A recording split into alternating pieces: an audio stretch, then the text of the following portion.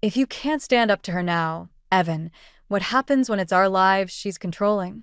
My voice trembles. A mix of anger and desperation I can't quite hide. Evan's eyes dart between me and his mother, Marjorie, who stands in our living room like she owns the place. Her perfectly coiffed hair and designer outfit scream, "I'm better than you, and I hate how small it makes me feel." "Lydia, darling." Marjorie's saccharine voice grates on my nerves. "I'm only trying to help. The Andersons and the Wilsons are pillars of the community. Having them at the wedding would be a tremendous boost for Evan's career." I clench my fists, nails digging into my palms. This isn't about Evan's career. It's our wedding, not a networking event. Evan shifts uncomfortably. "Mom, we've already finalized the guest list. It's a bit late to make changes." Marjorie waves her hand dismissively. "Nonsense. I'll take care of everything. You two don't need to worry about a thing." "That's exactly what I'm worried about," I mutter.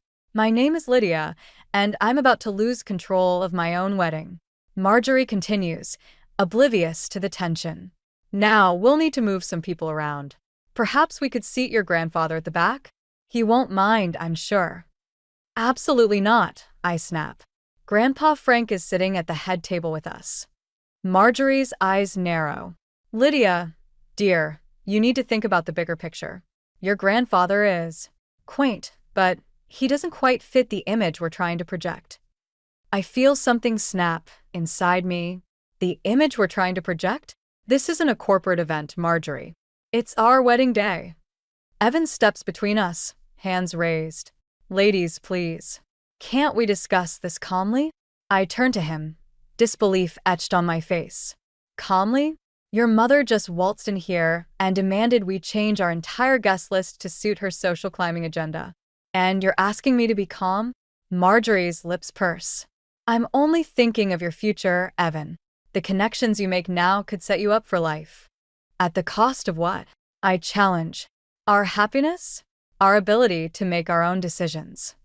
Evan's gaze drops to the floor. "Lydia, maybe we should consider dash." "Consider what?" I interrupt.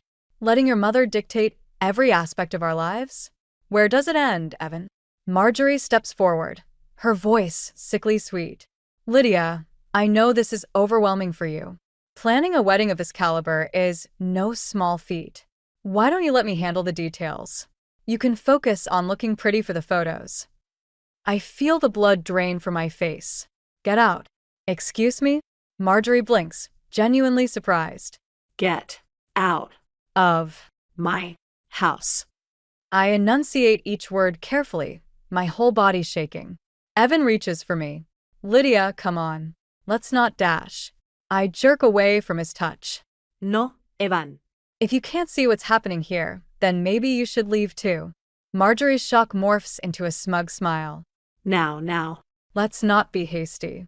Evan, darling, why don't we give Lydia some time to calm down? We can discuss this later when she's thinking more rationally." As they gather their things to leave, a cold realization washes over me. This isn't just about the wedding. It's about my future, my autonomy, my very identity. If I don't take a stand now, I'll be fighting this battle for the rest of my life. The door closes behind them, and I'm left alone in the sudden silence. My mind races, plans already forming. If Marjorie wants a war, she's got one. And I know exactly where to start. I reach for my phone, scrolling to a familiar number. "Grandpa Frank? It's Lydia. We need to talk." I pace the living room, phone pressed to my ear, waiting for Grandpa Frank to pick up. Each ring feels like an eternity. "Hello, sweetheart." His warm voice finally comes through. "What's got you calling so late?" I take a deep breath. "Grandpa, I need your help. It's about the wedding." As I explain Marjorie's latest power play and my plan to counter it, Grandpa Frank listens patiently. When I finish, there's a moment of silence. "You're sure about this, Lydia?" he asks, his tone serious. "Removing family from the guest list is a big step." "I know," I reply, my voice cracking. "But I have to do something. If I don't stand up to her now, it'll never end." Grandpa Frank sighs. "I understand, honey. And I'm with you, whatever you decide. If you need me to step back, I will. His unwavering support brings tears to my eyes. Thank you, Grandpa. I promise I'll make this right. After hanging up, I sit at the dining table, the guest list spread out before me. With a heavy heart, I begin crossing off names. Grandpa Frank, Aunt Maggie, my cousins. Each stroke of the pen feels like a small betrayal, but I steel myself against the guilt. The front door opens and Evan walks in, looking exhausted. Lydia, what are you still doing up? I meet his gaze, chin raised. I'm revising the guest list. His eyes widen as he sees the crossed-out names. What? Why are you removing your family? Because your mother made it clear they don't fit her vision, I say, my voice steady. So, I'm giving her what she wants.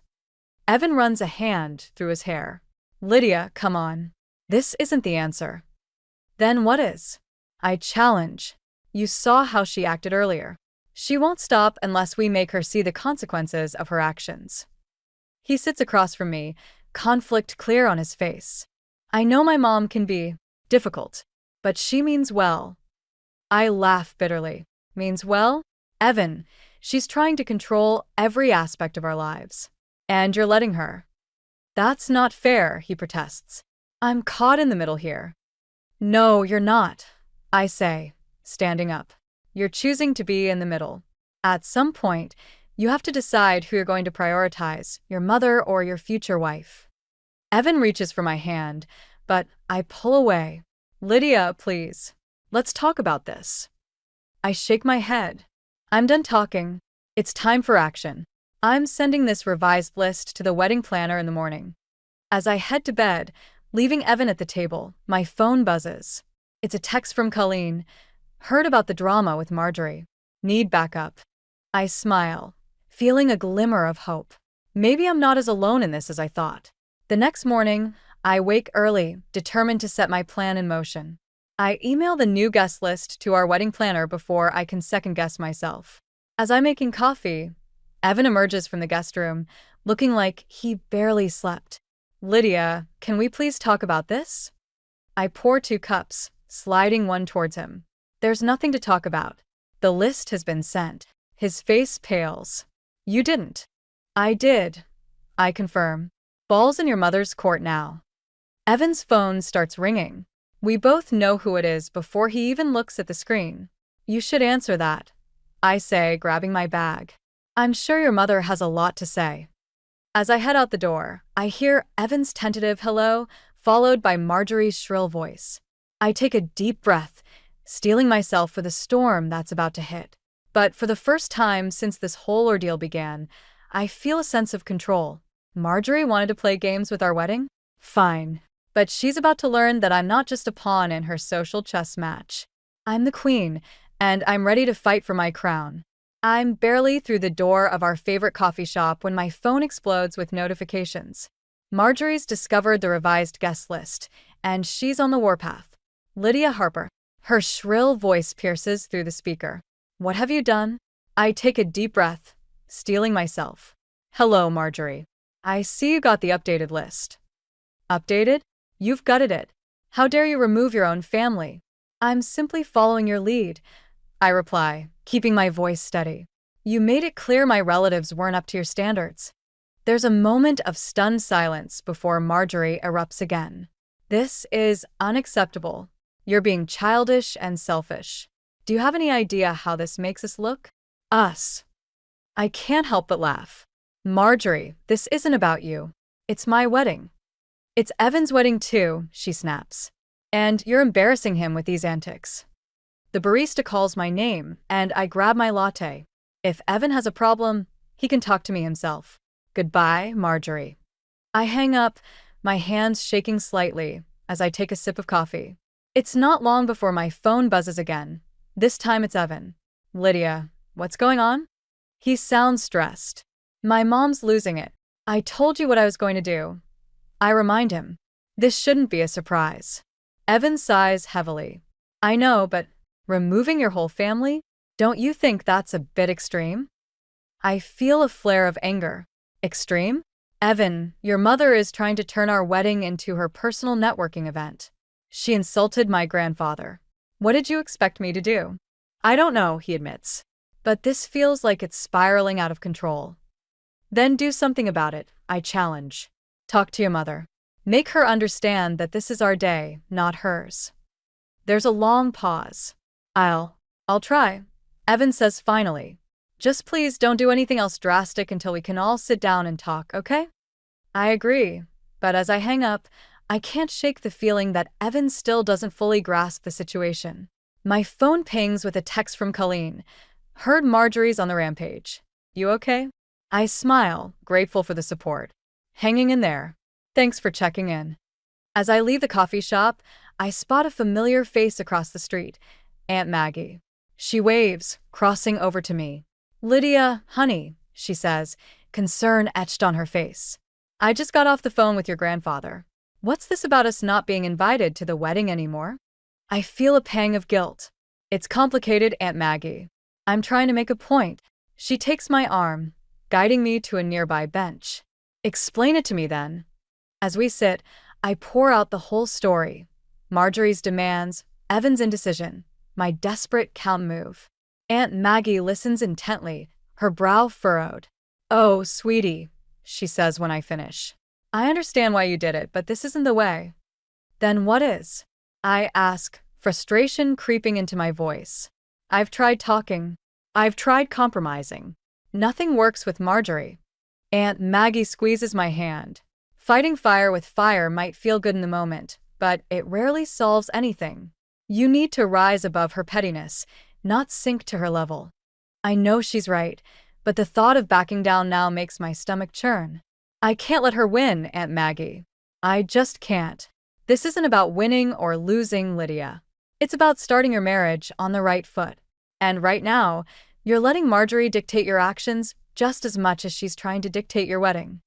Her words hit me like a splash of cold water. Have I really become so focused on beating Marjorie that I've lost sight of what's truly important? As if on cue, my phone buzzes with another call from Evan. I look at Aunt Maggie, suddenly unsure. She nods encouragingly. Answer it. Remember, he's caught in the middle of this too. Try to hear him out.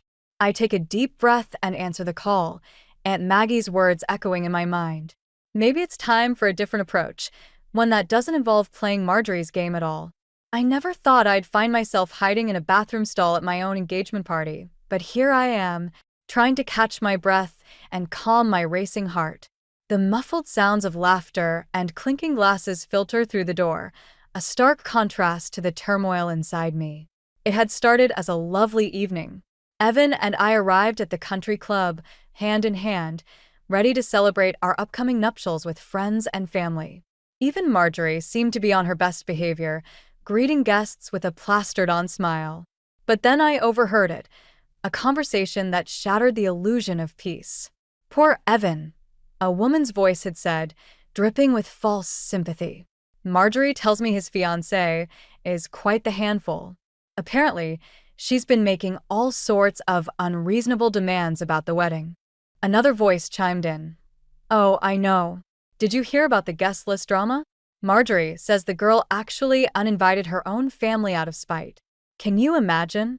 My cheeks burned with anger and embarrassment. I was about to confront them when I heard a familiar voice that stopped me cold. Mom, please, Evan pleaded quietly. Can we not do this tonight? Marjorie's reply was swift and sharp. I'm only trying to protect you, darling. You need to understand what you're getting yourself into with this girl. There's still time to reconsider. I waited, heart pounding, for Evan's response. But all I heard was a heavy sigh. That's when I fled to the bathroom, unable to face the room full of people who were probably all gossiping about me. A gentle knock on the stall door startles me out of my thoughts. Lydia? Are you in there? It's Colleen. I unlock the door, wiping at my eyes. Colleen takes one look at me and pulls me into a hug. I heard what happened, she says softly. Those old biddies have no right to talk about you like that. I pull back, anger flaring again. It's not just them. It's Marjorie. She's been spreading lies about me, turning everyone against me. And Evan. My voice breaks. He didn't even defend me. Colleen's eyes narrow. That spineless little. Want me to go give him a piece of my mind. Despite everything, I can't help but laugh. No, but thanks. I need to handle this myself. She nods, squeezing my hand. Well, whatever you decide to do, I've got your back. We all do, me, Grandpa Frank, Aunt Maggie. Don't let Marjorie make you think you're alone in this. Her words bolster my resolve. I take a deep breath, straightening my dress. You're right. I'm done hiding. It's time to set the record straight. As we exit the bathroom, I spot Evan across the room, looking anxious. Our eyes meet, and I see a flicker of guilt cross his face. Good. He should feel guilty. I make my way towards him, determination in every step. Marjorie, noticing my approach, swoops in like a vulture. Lydia, dear, she coos, loud enough for nearby guests to hear. Are you feeling all right? You look a bit overwhelmed. Perhaps you should go home and rest. I feel every eye in the room on us. This is it, the moment to stand my ground or let Marjorie win. I plaster on my sweetest smile. Actually, Marjorie, I'm feeling great. In fact, I'd love to address all our guests. After all, isn't that what this party is for? To celebrate Evan and me? Before she can object, I grab a nearby champagne glass and a spoon, clinking them together to get everyone's attention. Ladies and gentlemen, I begin, my voice steady despite my racing heart. I want to thank you all for coming tonight. It means so much to have you here to celebrate our love. I pause, meeting Marjorie's icy glare. And since we're all friends and family here, I think it's time we clear the air about a few things. The room falls silent. Evan looks panicked, while Marjorie's face turns an interesting shade of red. But I'm beyond caring. It's time for the truth to come out. Consequences be damned. As I open my mouth to continue, I realize this is more than just about the wedding now. It's about my future, my self-respect, and the kind of life I want to build with Evan, if he's brave enough to stand with me. The next words out of my mouth will change everything. And I'm ready for it. The aftermath of the engagement party hangs over me like a storm cloud as I sit in Aunt Maggie's cozy kitchen. The scent of freshly brewed coffee fills the air, a stark contrast to the tension I feel. I still can't believe I did that, I murmur, cradling my mug. Aunt Maggie reaches across the table, squeezing my hand. You did what you had to do, Lydia. It was time someone stood up to Marjorie. I nod, remembering the shocked faces as I'd laid bare all of Marjorie's manipulations at the party. The whispers, the pointed looks, Marjorie's face turning an alarming shade of purple. It had been both terrifying and exhilarating. But what if I've made things worse? I ask, voicing my deepest fear. Evan barely said 2 words to me afterward. Aunt Maggie's eyes soften. Give him time, honey. He's been under his mother's thumb for so long. It'll take a while for him to find his footing. As if on cue, my phone buzzes. It's a text from Evan. Can we talk? I'll be home in an hour. I show Aunt Maggie the message, my stomach churning. What if he wants to call off the wedding? Then that's his loss, she says firmly. But I don't think that's the case. I saw his face when you were speaking at the party. He looked proud. Her words give me a glimmer of hope. I finish my coffee and stand, feeling more resolved. Thanks, Aunt Maggie. I don't know what I'd do without you. As I'm leaving, she calls out, Remember, Lydia, you're not alone in this. We're all behind you. I drive home, my mind racing with possible scenarios for my conversation with Evan. When I arrive, I'm surprised to see Colleen's car in the driveway. Inside, I find her pacing the living room. There you are, she exclaims. I've been trying to reach you. Sorry, I was at Aunt Maggie's. What's going on? Colleen's eyes flash with anger. Marjorie's on the warpath. She's been calling everyone, trying to do damage control after your little speech. She's even threatening to pull her financial support for the wedding. My heart sinks. We'd been counting on Marjorie's contribution to cover a significant portion of the expenses. She can't do that, can she? Oh, she can, Colleen says grimly. But here's the thing. I've got an idea.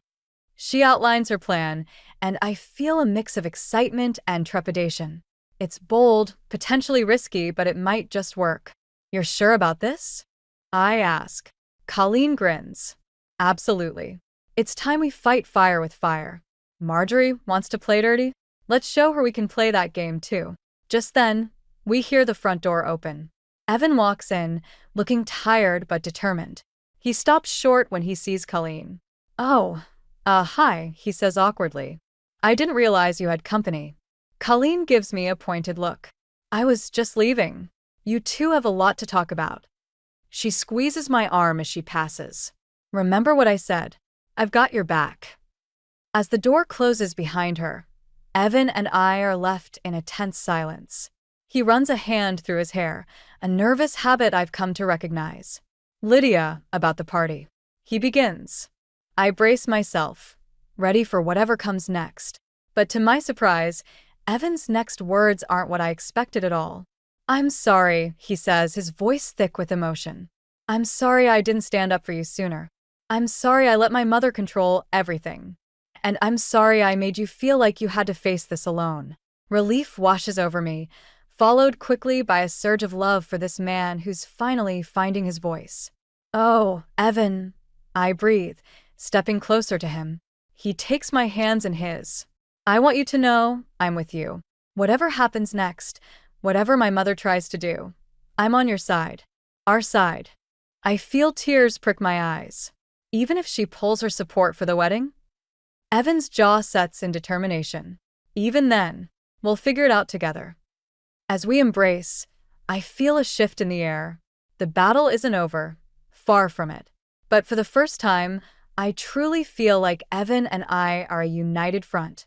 Little does Marjorie know, but her actions have not only brought Evan and me closer together, they've also set in motion a plan that might just turn the tables on her once and for all.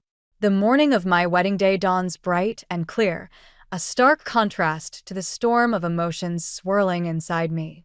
I stand before the mirror in my childhood bedroom, my white gown a beacon of hope amidst the chaos of the past few months. You look beautiful, sweetheart, Aunt Maggie says, adjusting my veil. Her eyes meet mine in the reflection. Are you ready for this? I take a deep breath. As ready as I'll ever be. The door bursts open, and Colleen rushes in, her bridesmaid dress slightly askew. We've got a problem, she announces, her face flushed. Marjorie's here. My heart sinks. Despite our best efforts to keep the wedding location secret, Marjorie has found us. I should have known she wouldn't give up so easily. What's she doing? I ask, dreading the answer. Colleen's eyes flash with anger. She's trying to convince the caterers not to serve the food. Says there's been a change of plans. I clench my fists, feeling the familiar rage bubbling up. But then I catch sight of myself in the mirror, radiant, determined, a far cry from the woman who once cowered under Marjorie's influence. Not this time, I say, my voice steady. I've got this. I sweep past Colleen and Aunt Maggie, my dress rustling as I make my way downstairs. I can hear Marjorie's shrill voice before I see her, berating the poor catering staff.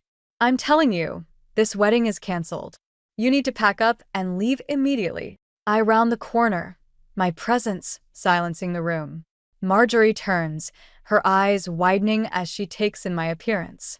Lydia, she says, recovering quickly. I see you're still going through with this farce. I smile, feeling a calm settle over me. The only farce here, Marjorie, is your attempt to ruin our day. She steps closer, her voice low and menacing. You've turned my son against me. You've humiliated me in front of my friends. Did you really think I'd let you get away with that? No, I reply, matching her tone. I expected you to fight dirty. That's why I came prepared. On cue, the front door opens, and a stream of guests begins to file in. But these aren't just any guests. They're Marjorie's high society friends, the very people she's been so desperate to impress. Marjorie's face pales as she recognizes them. What? How? I lean in, savoring the moment. You're not the only one who can play this game, Marjorie. While you were busy trying to sabotage us, we were making some calls of our own. Turns out, a lot of your friends are tired of your manipulations too. As if to prove my point, one of Marjorie's closest friends approaches us. Marjorie, dear, she says, her voice dripping with false sweetness. What a surprise to see you here. I thought you said you wouldn't be attending. Marjorie sputters, caught in her own web of lies. More of her friends gather around, their whispers growing louder, their disapproving glances more pointed. I turn to the caterers. Please continue with your preparations. The wedding is most definitely on. As they scurry away, relieved, I face Marjorie once more. You have two choices, I tell her. You can leave now and salvage what's left of your reputation, or you can stay and watch your son marry the woman he loves. Either way, your days of controlling this family are over. For a moment, I think she might lash out, but then her shoulders slump, the fight draining out of her. Without a word, she turns and walks away, her friends parting to let her pass. As the door closes behind her, I feel a hand on my shoulder. It's Evan, looking dashing in his tuxedo, his eyes shining with pride and love. That was incredible, he says, pulling me close. I'm sorry I ever doubted you. I lean into his embrace, feeling the last of my tension melt away. We did it together. I remind him. That's what matters. As we turn to greet our guests, I catch sight of Grandpa Frank, giving me a thumbs up from across the room. Aunt Maggie and Colleen are beaming, and even Marjorie's friends seem genuinely happy to be here. In this moment, surrounded by love and support, I realize that we've won more than just a battle against Marjorie. We've set the foundation for our future, one built on mutual respect, unwavering support, and the strength to stand up for what's right. As Evan and I make our way to the altar, I know that whatever challenges lie ahead, we'll face them together. And that's a victory worth celebrating. The reception is in full swing, laughter and music filling the air, but there's an undercurrent of tension that I can't shake. Evan and I exchange glances across the room, both knowing what we have to do. It's time for the final confrontation with Marjorie. We find her sitting alone at a corner table, nursing a glass of champagne.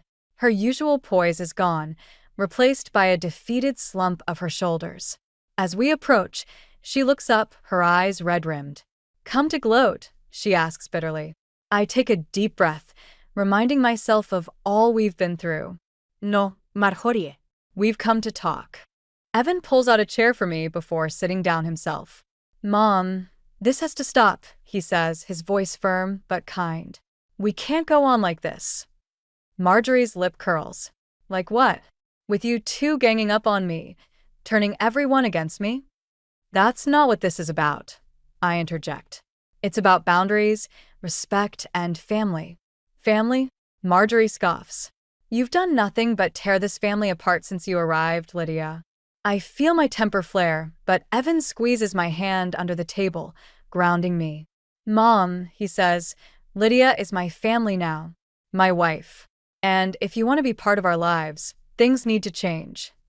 Marjorie's eyes widen, a flicker of fear crossing her face. "What are you saying?" "We're saying," I continue, "that we want you in our lives, but not like this. Not with the manipulation, the control, the constant criticism." "We love you, Mom," Evan adds, his voice thick with emotion. "But we can't let you dictate our lives anymore." Marjorie's facade cracks, tears welling in her eyes.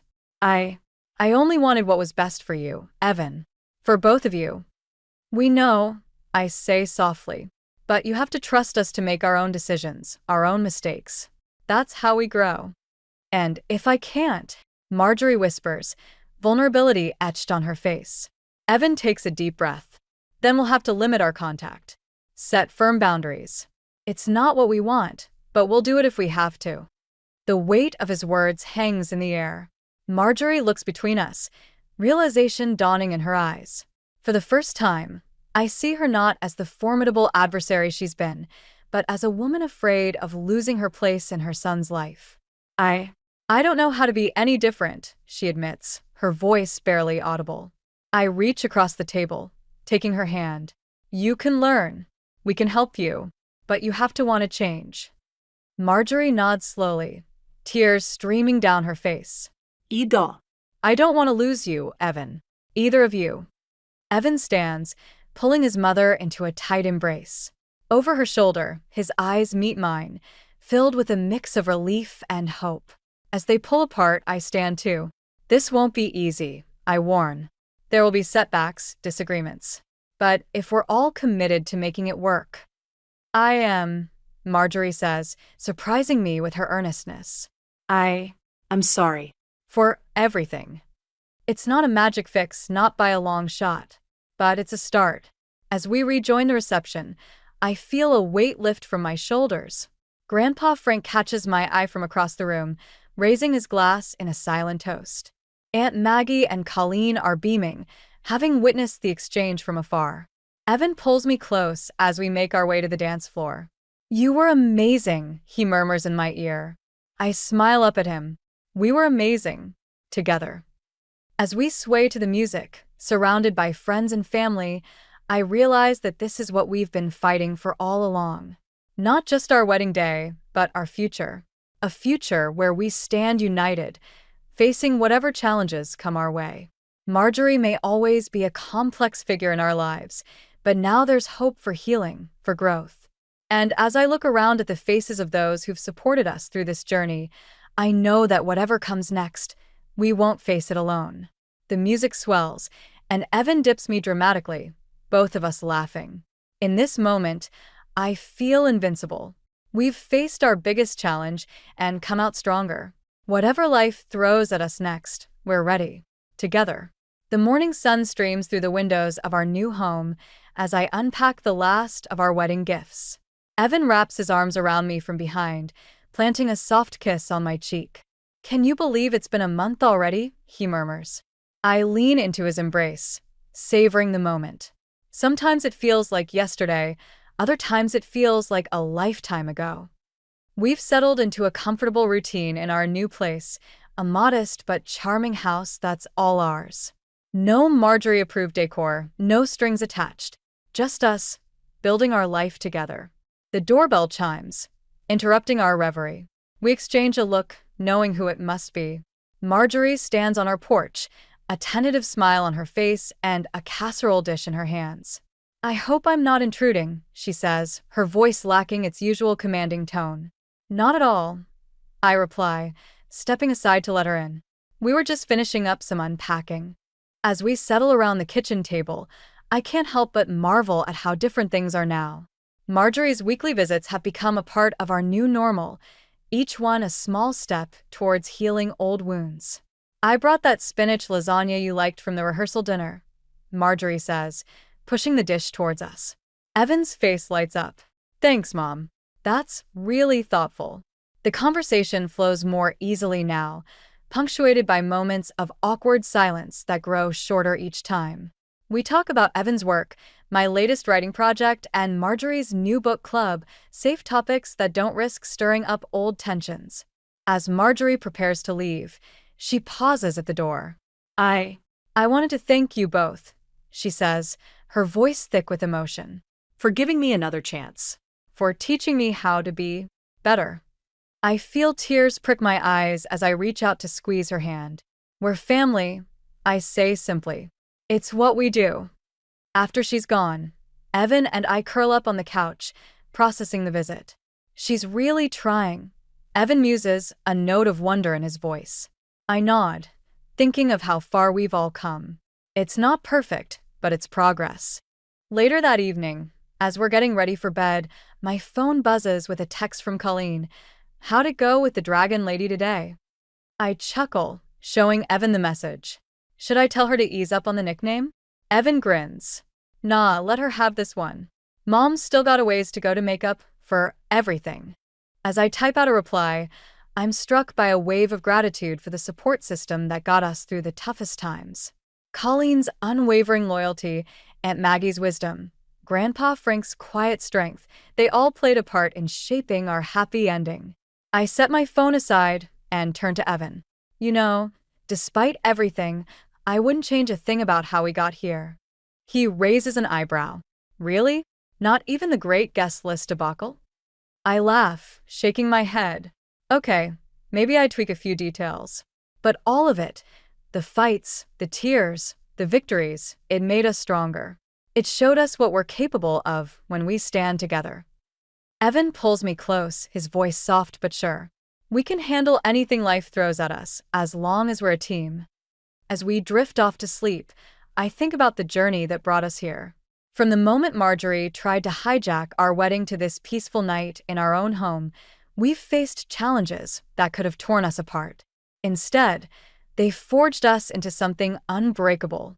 I realize now that our wedding was more than just a ceremony. It was a crucible, testing the strength of our love and our conviction. We emerged not just as husband and wife, but as partners, equals, ready to face whatever comes next. The road ahead won't always be smooth. There will be disagreements, compromises, and yes, probably a few more clashes with Marjorie. But we've laid a foundation of mutual respect and unwavering support. We've learned to set boundaries, to communicate openly, and to cherish the love that brought us together in the first place. As I feel sleep pulling me under, I smile to myself. Whatever challenges tomorrow brings, I know we'll face them the same way we've faced everything else, together, stronger than ever, ready to write the next chapter of our story.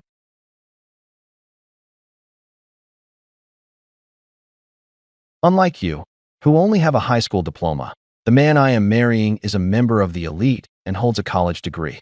In high school, I had a great friend, but we had drifted away for a number of reasons.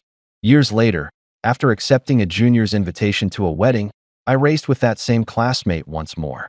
"He might become your boss very soon," she said sarcastically when we reconnected, apparently assuming I was just a high school graduate doing a regular job. She continued to treat me in a condescending manner, so I decided to tell her the truth. "I apologize for breaking your bubble, but I just let him go." She was staring at me with her eyes wide open when an incredible thing happened. "My name is Ray Johnson. I was raised in a fairly normal family, neither rich nor poor. I grew up in a typical household with my parents and younger sister. Like many kids, I like watching superhero shows. Therefore, I grew up wanting to be like those heroes. Since I thought they looked good and were helping people in need, I was always willing to lend a helping hand. That, I believe, made me a trustworthy individual in the eyes of my peers. Emily, the girl who lived next door, and I had been friends since we were young. Because we were in the same grade, we spent a lot of time playing together. Our family frequently had vacations together, and we even got along well. Even though her family was much wealthier than mine, her dad had a business and her mom was a stay-at-home mom. They were both very grounded and would always tell me, "Ray, feel free to come over anytime."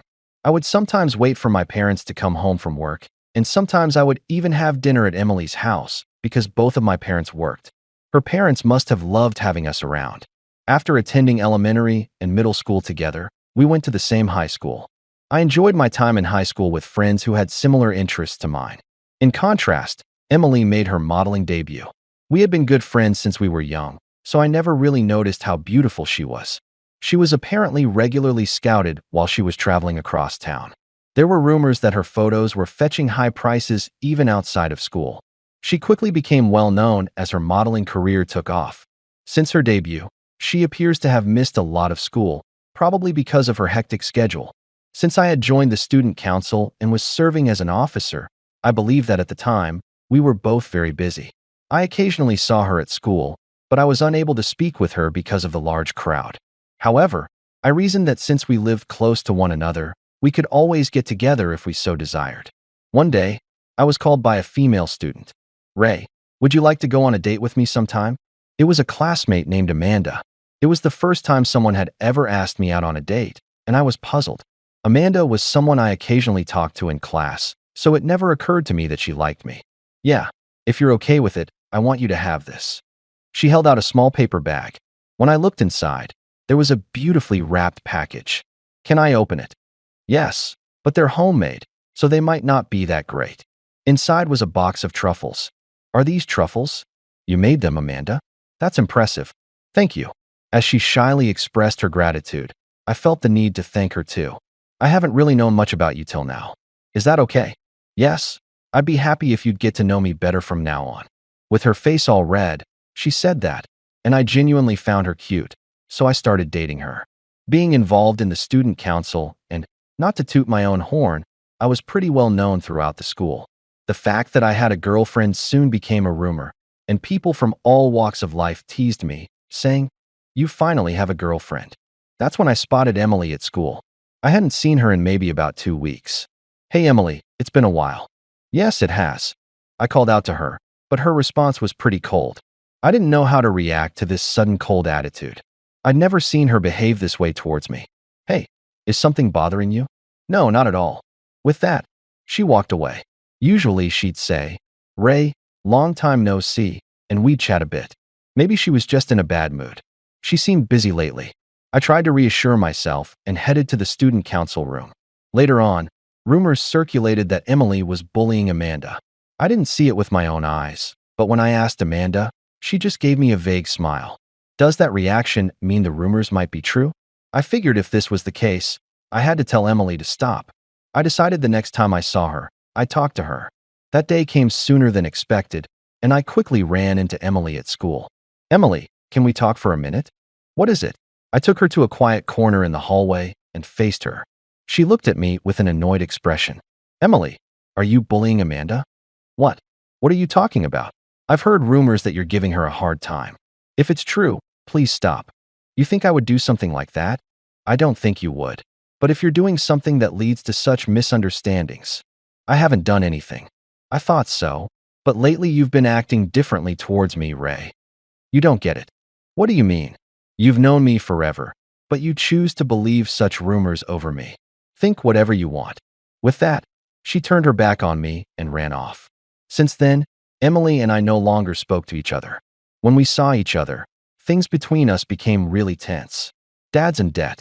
One day, out of the blue, it ended up in a lot of debt. It seems one of my friends took off in the night. I had co-signed a loan, and now they're coming after us for the money. Looking at my distraught dad, I didn't know what to say. No wonder he'd been coming home so late recently. Apparently, he's been working night shifts at a convenience store after his day job. My mom was also working a day job at an office, and at night, she was waitressing at a bar. At first, our parents were trying to pay off the debt by hiding it from my sister and me. But when we saw that they were coming home late and getting tired day by day, we asked them to tell us what was going on, and so they finally decided to tell us. I'll get a job too, I immediately said without hesitation. I couldn't let my folks struggle any more than they already had. But Ray, you need to study, my sister protested. This matter is more important than studying. We should all pitch in and repay the debt quickly. I'll work part-time too, my younger sister chimed in. But we all objected, since it wasn't really feasible for a middle schooler to work. Fine, then I'll get a part-time job as soon as I get into high school. Hearing the determination in her voice made both my parents and me tear up. I'm truly sorry for being such a burden, such a disappointment. Dad, it's not your fault. We'll work together and pull through this. That's right. We'll all work together. With that, we hugged and cheered each other on. In hindsight, the mood was oddly elevated. That's when I made up my mind. I wanted to be someone who could help people in times of need, so I decided to become a lawyer. The next day, I found a part-time job. Between school, the student council, and work, my days became hectic. As I spent my time working part-time on my days off, the time I spent with Amanda dwindled. I felt guilty, but repaying the debt was my top priority at the time. I texted Amanda, saying, right now, there's something I need to prioritize over our time together. She replied, I understand. Thank you for everything until now. That's how we chose to go our separate ways. Time flew by, and before I knew it, I was about to enter the summer of my senior year in high school. It was time to seriously consider which colleges to apply to, but I was torn. Ever since that day, I wanted to be a lawyer, but my dad's debt was still looming. If I enroll in college now, can I juggle studying, working, and repaying the debt? Should I even go to college next year? Honestly, I can always enroll in college later. Maybe I should first get a job after high school, repay the debt, and then consider college. That's it. I'll look for a job. The next day, I decided to discuss my plan with the school counselor.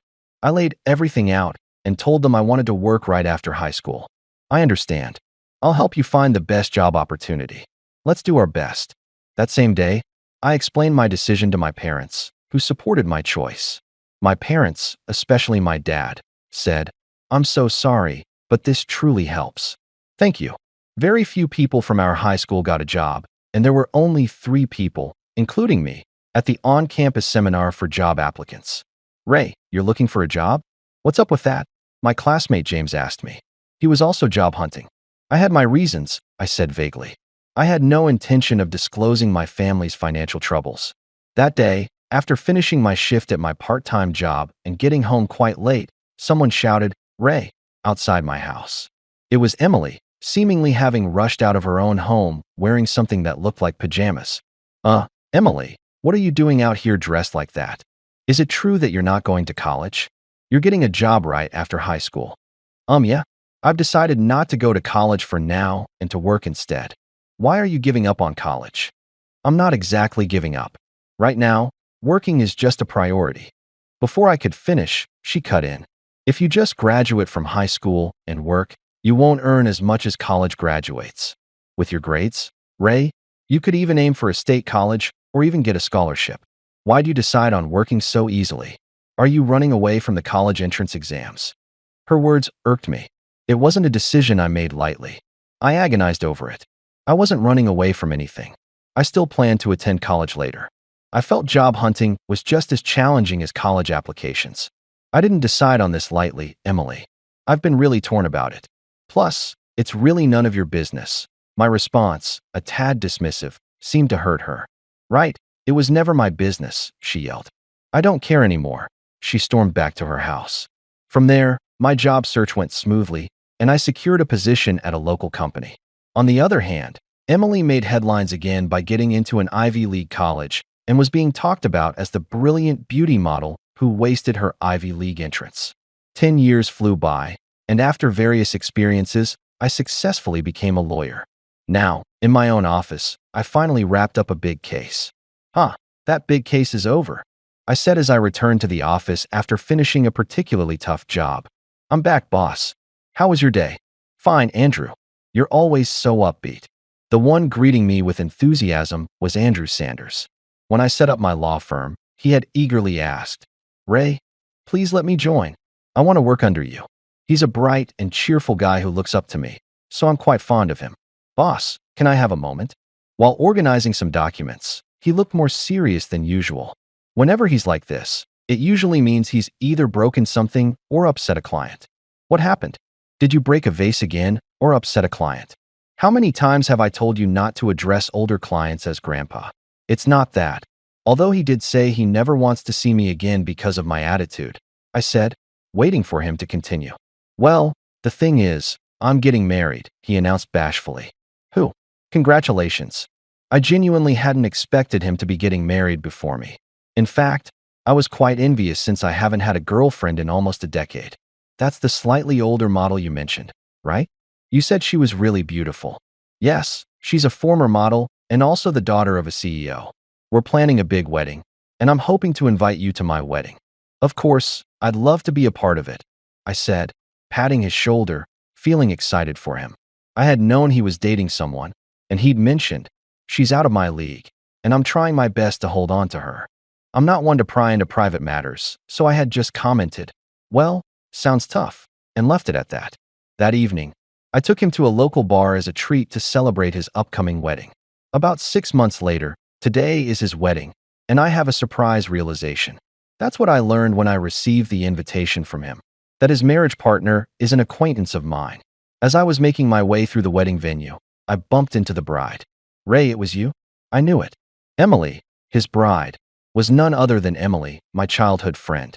When he handed me the invitation and I saw the bride's name, I was taken aback. Come to think of it, he mentioned she is a former model and a CEO's daughter. When Andrew told me the name of his boss, I was really surprised to hear a familiar name. Same here.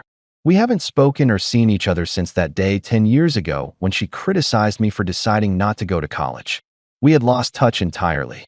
"By the way, Ray, are you a liar now since you're his boss?" "Yeah, I am." "How did a high school dropout like you become a liar?" she scoffed. "You weren't just bluffing, right? Did you pay your way to get your license or something?" "I passed the exam fair and square. I have my own law firm now, and Andrew works there. It'd be weird if I, being the boss, didn't have a law license, right?" She seemed skeptical. "Unlike you, who just graduated from high school, my soon-to-be husband, Andrew, is an Ivy League law school graduate and a real lawyer. I bet he'll be the head of your firm soon," she said, looking down on me. I decided to let her in on some information. "Sorry to break it to you, but I just fired him from my firm. She was left speechless. What? And since you two haven't officially registered your marriage, maybe you should reconsider. I decided to leave her standing there in shock and return to the venue. I heard Emily, who retired from modeling, is now working as a secretary in her parents' company. But many of her acquaintances from her modeling days were present, making the wedding quite the event. The wedding ceremony went off without a hitch, and Emily and Andrew exchanged vows before God. Emily looked stunning in her wedding dress, and Andrew was dashing in his white tuxedo. With the ceremony concluded, it was time for the reception. However, as I sat in the reception hall, it didn't seem to be starting, even though the scheduled time had passed. There began to be whispers among the invited guests as to what was going on.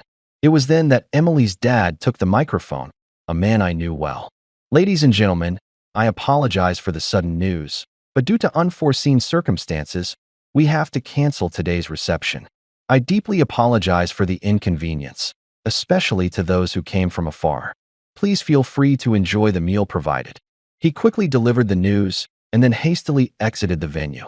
This unexpected cancellation caused a stir among the attendees, turning the hall into quite a scene.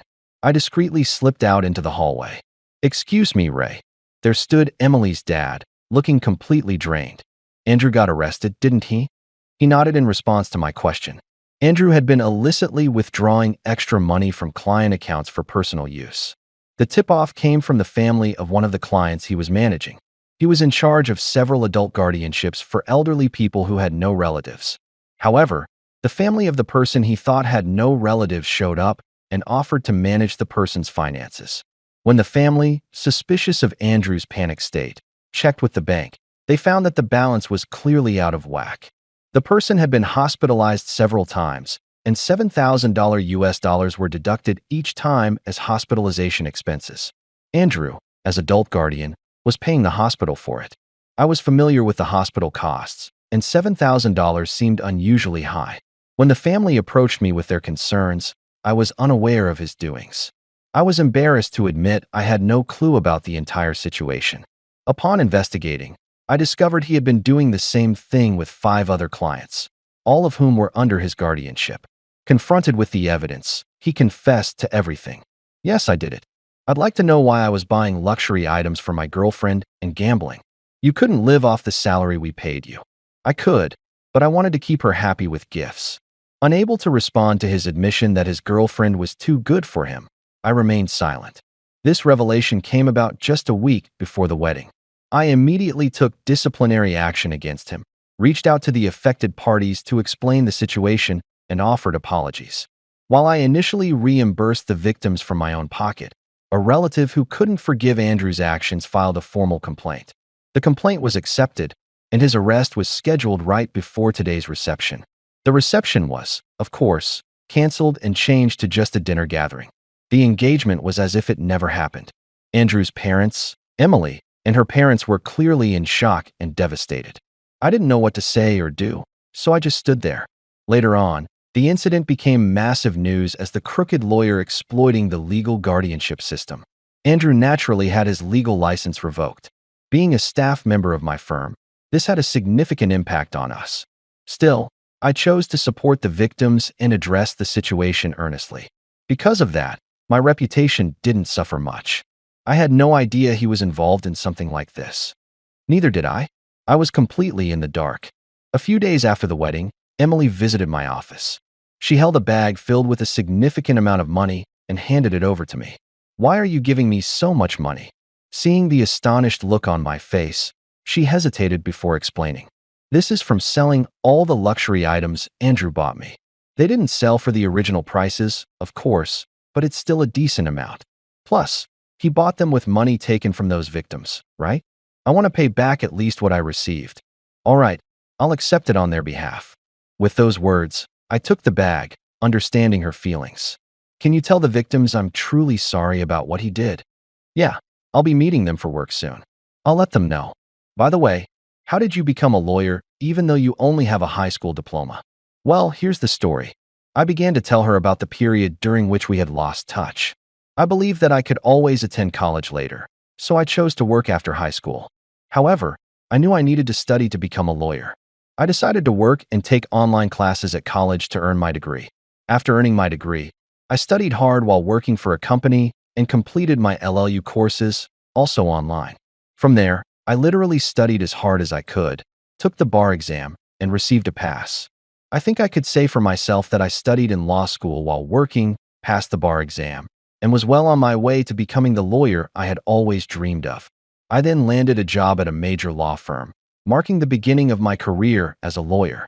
By then, my dad's debt had reduced significantly, and thanks to the collective efforts of our entire family, we managed to pay it all off. I even claimed back overpaid funds. So that's what Andrew meant when he said you're a wonder-star lawyer who became a liar at an incredible speed. She nodded in realization after hearing my story. I first met him at the law firm where I started working. We were close in age, so we often worked together. He would always say with a smile, "I dream of working as efficiently as you, Ray. I want to be a lawyer just like you." Remembering his enthusiastic remarks, I felt a pang of sadness. The reason he had such a problem this time was because he pushed himself so hard to be in balance with Emily that he couldn't turn his head. "It seems I really wasn't good enough for her," Andrew had remarked with a rueful smile, touching his lips. The memory of that pained expression stayed with me since then. Emily and I began communicating more and occasionally went out for dinner. Mostly, we talked about our recent lives or reminisced about our high school days. "I had no idea your dad became a guarantor for a loan. If you told me, maybe my dad could have helped out. I couldn't possibly tell him about that. Even if they had lent the money, I'd have made sure to pay them back in full." "Yeah, you're right. Your parents were really upright people," she said with a smile. "You know, Ray, I became a model because of something you once told me." "What?" "Do you remember the fashion show during our high school festival? The one where I wore an outfit created by the fashion department? Seeing me in that, you said to me, 'Emily, you really look like a model. It suits you so well. I bet you'd fit right into that glitzy world.' That's when I thought, maybe I should try becoming a model." I don't remember saying that at all. I didn't mention this, but I suspected she might have realized it by the way. "By the way, the rumor in high school about me bullying your girlfriend was a lie." "Oh yeah, I remember that. So it was false after all. In reality, that girlfriend of yours, Amanda, was it? She spread the lie that I was the one bullying her." "What? Seriously?" This revelation shocked me because I'd never thought she would do such a thing.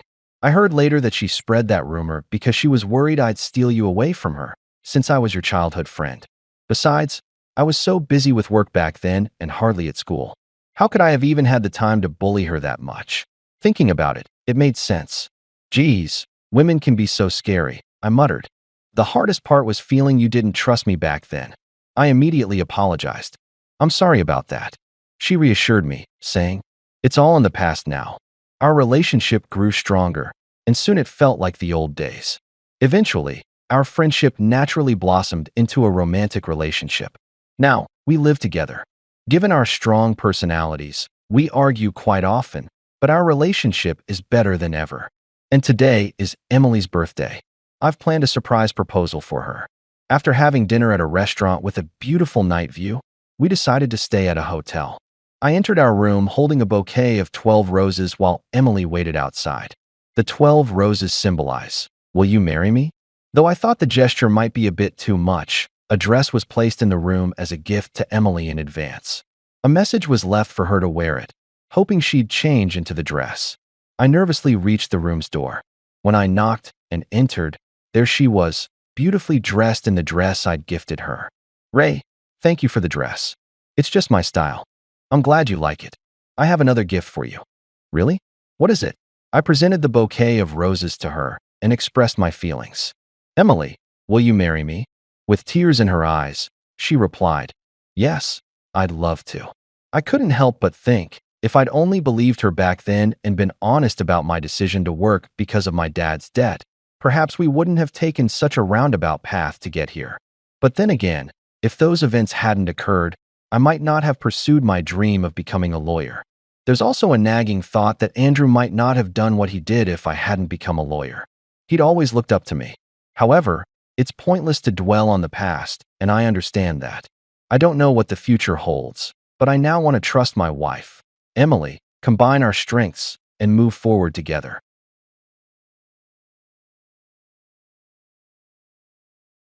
Are you implying that I am to blame for this? Do you really believe that you, my subordinate, can respond to me?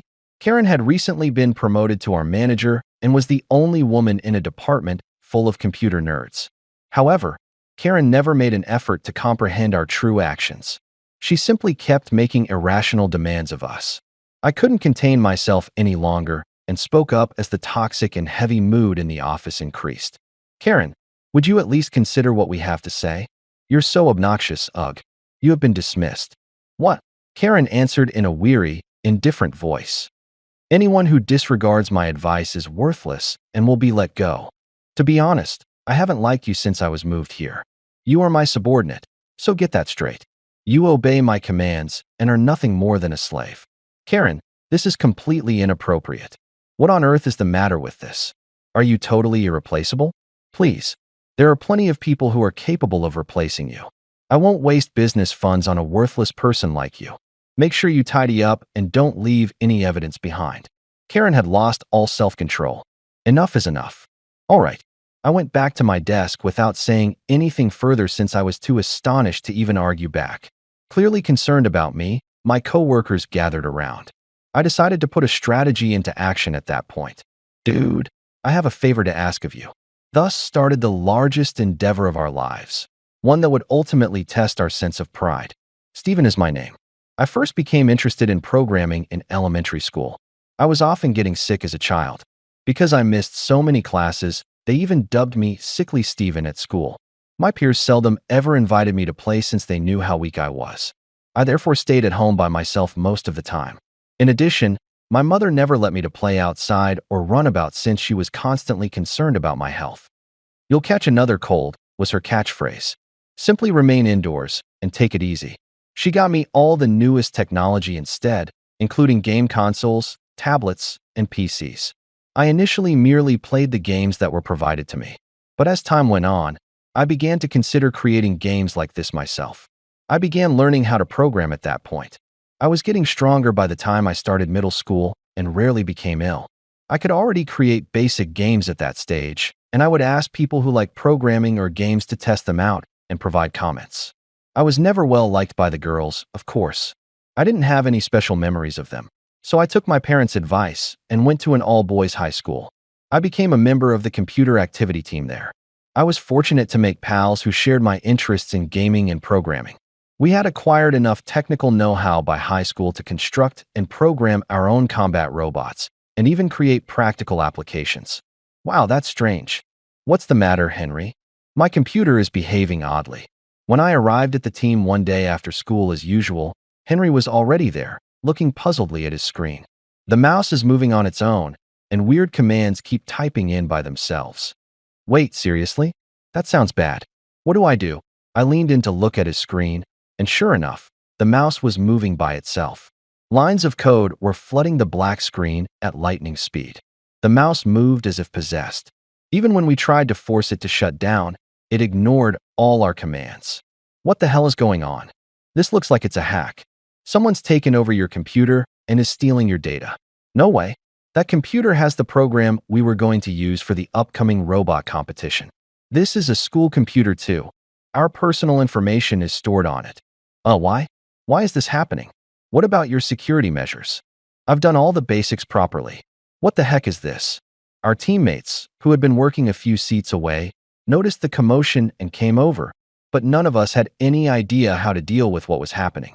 We tried everything we could think of, but Henry's computer kept operating on its own, completely ignoring our efforts. Then a message suddenly popped up in the center of the screen. "I've taken the data from this computer. Too bad for you." We were completely helpless against whoever this hacker was. After being targeted, Henry became deeply discouraged and began skipping team activities. He wasn't the only one. Some of the others who had witnessed the hacking were so shaken, they became afraid to even touch a computer. And our already small team lost even more members. So this is what happens. No matter how amazing your program is, it's useless if your security is weak. Then I'll just have to create a system that no one can break into. Until then, I thought it was cool to write complex code and build programs no one else could imagine. But this experience made me realize just how important cybersecurity truly is. If that's the case, I'll just have to build a bulletproof security system myself. In our now nearly empty team's room, I started spending my days and nights developing a security program. Even after the final bell rang, I would stay glued to the computer and the faculty advisor would shake his head in disbelief. I worked to patch the weaknesses in existing security systems and built a program that could fully block external attacks like the one we had faced. Are you sure this is safe? I'm telling you, it's totally solid. If you're worried, go ahead and try to hack it. I called out to Henry, who had been feeling down, and let him test the strength of the software I'd created.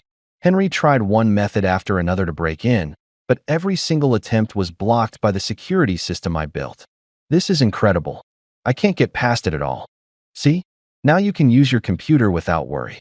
Yeah, I've been afraid to use one since all that happened. But with this, I feel safe.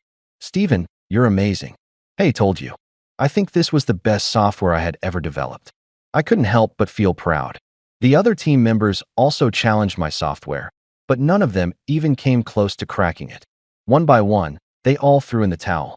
Then they all said things like, Steven, you're seriously amazing. Now I can really focus on team projects again. Thanks so much, Steven. Seeing how happy they were with something I created made me genuinely happy too. Later, I went on to study computer science at university. I finally had the chance to formally learn what I had taught myself all these years. After graduating, I joined a subsidiary of a major IT company. My job is to develop software tailored to clients' needs. Unlike creating whatever I wanted on my own time, this work involves meeting customer expectations and deadlines, which can be tough. But I find real fulfillment in doing what I love and what I'm good at. All of my coworkers are also passionate about programming, and we have a great time sharing ideas and working together. A few years into this job, just as I had fully gotten into the rhythm of things, we had a staff reshuffle to start the new fiscal year. Karen, the new manager assigned to our department, was so beautiful that any man would instinctively turn to look at her at least once. My name is Karen. I'm looking forward to working with all of you. She was in her late 20s. Her long, soft brown hair swayed over her shoulders, and she wore a perfectly tailored suit. Her large dangling earrings caught the light, and I couldn't help but stare. I've heard this department has some of the top talent in the company. I have high expectations for all of you. And when she looked at me with those big, bright eyes, it made my heart race loud enough to hear.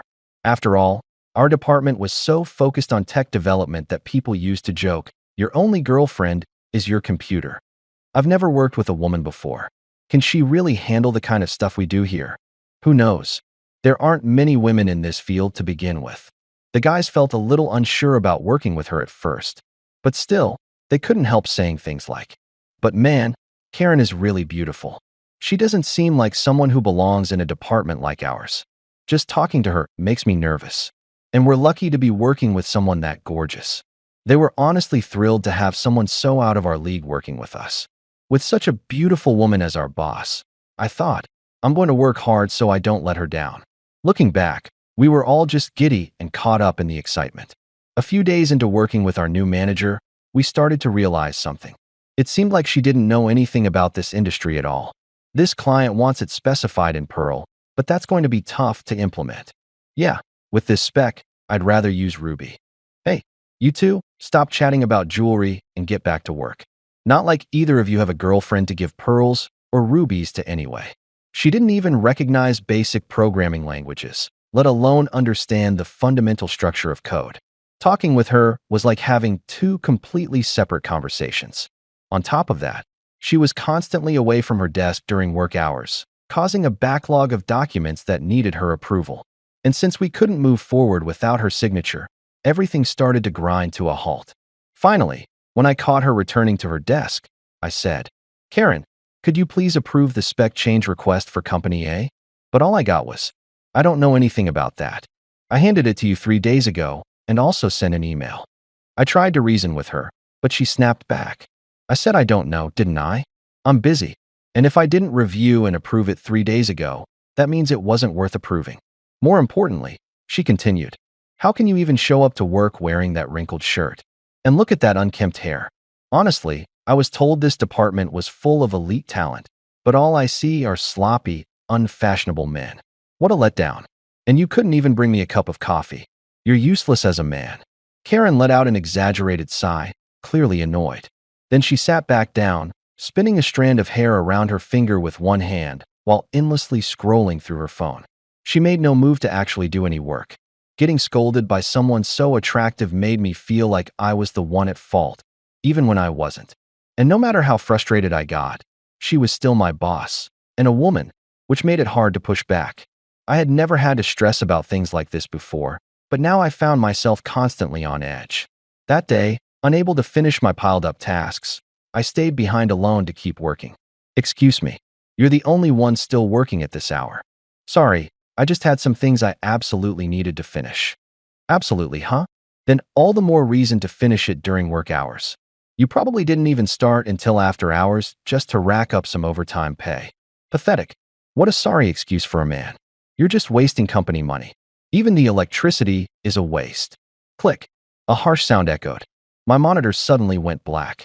"Wait, what are you?" "I told you it's a waste. From now on, no overtime unless I personally approve it." Karen held up the unplugged power cord like a trophy, smiling in triumph. "Wait, Karen, this is going too far. Don't you even care why I was staying late?" "Oh, shut up. I'm not interested in hearing a loser whine. Just go home. Even the electricity used while you get your things together is a waste." "You've got to be kidding me." But I didn't even have the energy to argue. I let out a long sigh and reluctantly left the office. The next morning, I got to the office earlier than anyone else to recover the work I had lost the night before. Thankfully, the auto backup had saved part of it.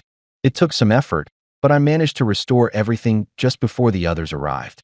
I exhaled in relief and stretched my arms high. "Yo, you're in early, Steven. Weren't you the last one to leave yesterday too?" A few colleagues showed up slightly ahead of the official start time. There's kind of a story behind that. "Dude, you look awful this morning." Karen still hadn't arrived. Not that it was surprising. She almost never showed up before the workday officially started. "Listen, guys. The truth is, I told them everything that had happened the night before." One by one, my coworkers expressed their shock. "That's insane. Unbelievable." Ever since Karen took over, our work had just kept piling up. Not only was she avoiding her own responsibilities, but she was actively getting in the way of ours. Sure, we might not be the most impressive-looking guys, but mocking us for things outside of work. Wasn't that crossing the line into moral and power harassment? At this point, there was only one thing to do: bring it directly to our president, Mr. Yates, and have a proper conversation. When I made up my mind to confront him, my coworkers said they'd come with me. "Don't worry, Steven. Everyone in the company knows how skilled you are. If we all go together, Mr. Yates will have to listen." I didn't have the courage to go alone. But if everyone was with me, we decided to visit Mr. Yates's office first thing in the morning. "Excuse us. What is it with you people? What business do you have in the president's office this early?" As we stepped inside, I couldn't believe my eyes. Next to Mr. Yates was Karen, who hadn't even shown up at the office yet that morning. And there she was, sitting on the edge of his desk with her legs crossed, staring straight at us. "So these are the guys from your team you were talking about?" "Yes, Mr. Yates. I'm sorry to subject you to these unkempt, unpleasant men so early in the morning. Honestly, they're completely useless." "I see. Showing up in a big group like this first thing in the morning. Just like you said, they don't seem to understand common sense. No wonder you're having a hard time." Karen. Mr. Yates, standing by the window with a cup of coffee, nodded in agreement with Karen. "So tell me, what brings all of you here so early?"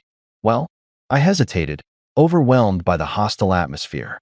But Robert stepped up to help. "Yesterday, Stephen was staying late to finish up some work, and Karen came in and just pulled the plug on his computer. We thought that was completely out of line, so we came to hear your opinion." "If it's about that, I've already heard Karen's side. She told me, you all tend to slack off during regular hours and purposely delay your work to earn overtime pay. Your department racks up more overtime than any other." I was speechless. It was clear Mr. Yates was completely on Karen's side. I was told this department was full of top talent, so I had high hopes. But I've been really disappointed. They drag out their work to earn overtime, and when I try to correct them, they just talk back. Karen tapped her perfectly manicured nails against the desk as she spoke to Mr. Yates in a sweet, syrupy voice. It was a complete 180 from the way she acted when she was with us. "Starting today, no one is allowed to work overtime without Karen's approval. Now get back to work." Mr. Yates gave us a little shooing gesture with his hand. It was as if we were being thrown out. Defeated, we left the president's office in silence. After learning about the connection between Mr. Yates and Karen, the mood in our department turned toxic. As if the work delays caused by Karen weren't bad enough, now even the essential overtime we needed was banned. She began interfering with critical tasks that had to be completed after hours. On top of that, miscellaneous tasks that used to be handled by other departments somehow started being dumped on us. Everyone was exhausted. What used to be a lively, collaborative workplace had become a silent, cold space where no one exchanged technical ideas or even casual conversation. Only the dull clacking of keyboards echoed through the floor. It felt like we were being watched by Karen at all times, and no one dared speak. If anything went wrong, Karen would report it to Mr. Yates in the worst possible light, and we'd get scolded. Who would want to work in a place like this? More and more people started calling in sick. With all the tension in the air, people became so anxious that mistakes increased. And every time someone slipped up, Karen would lash out, making things even worse. It was a vicious cycle. Why didn't you finish that project due yesterday? I'm sorry. There was a problem, and I couldn't finish it within work hours. A problem? And why do you think that happened? Because you made a mistake, right? Well, it's just that. If you were doing your job properly, there wouldn't be any problems. Don't try to make excuses by calling it a trouble and then using that as an excuse to earn more overtime pay. It's pathetic. Her shrill voice echoed through the department first thing in the morning. This time it was Robert getting yelled at. Just hearing her voice made my stomach turn. Thanks to you, we're getting flooded with calls and complaints from the client. Why am I the one cleaning up your mess? You have 1 hour to fix this. That's unreasonable. What? Don't you dare tell me you can't do it. Are you that incompetent? Karen, that's going too far. Karen's behavior was so outrageously unfair that I couldn't hold back. I had to step in. Robert did everything he could the moment the problem occurred. Yesterday, when he realized he wouldn't be able to finish within work hours, he submitted an overtime request. You're the one who denied it and told him to shut everything down and go home. If we're not even allowed necessary overtime, what are we supposed to do? Karen shot me a cold glare. The vein bulged at her temple. Oh, so now you're saying I'm the one at fault? A useless preloader like you thinks you can talk back to me. I'm just asking that you approve essential overtime. Robert was really worried about the client last night. That entire complaint and inquiry mess could have been avoided if you just approved the overtime. My, you've gotten awfully bold. You think you can question me? I don't mean to question you. It's just, what you're saying feels incredibly unfair. You're fired. What? Karen spoke with a bored sigh. I don't need garbage who won't obey me. You're out. Karen, this is outrageous. Robert tried to protest, but Karen wasn't listening. I never liked you from the beginning. Some unimpressive nobody trying to defy me? You've got guts.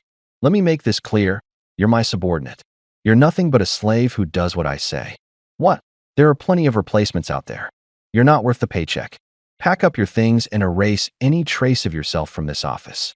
Karen really was out of control. That's enough. I'm done. Understood. Completely drained of the will to argue, I simply replied and returned to my desk.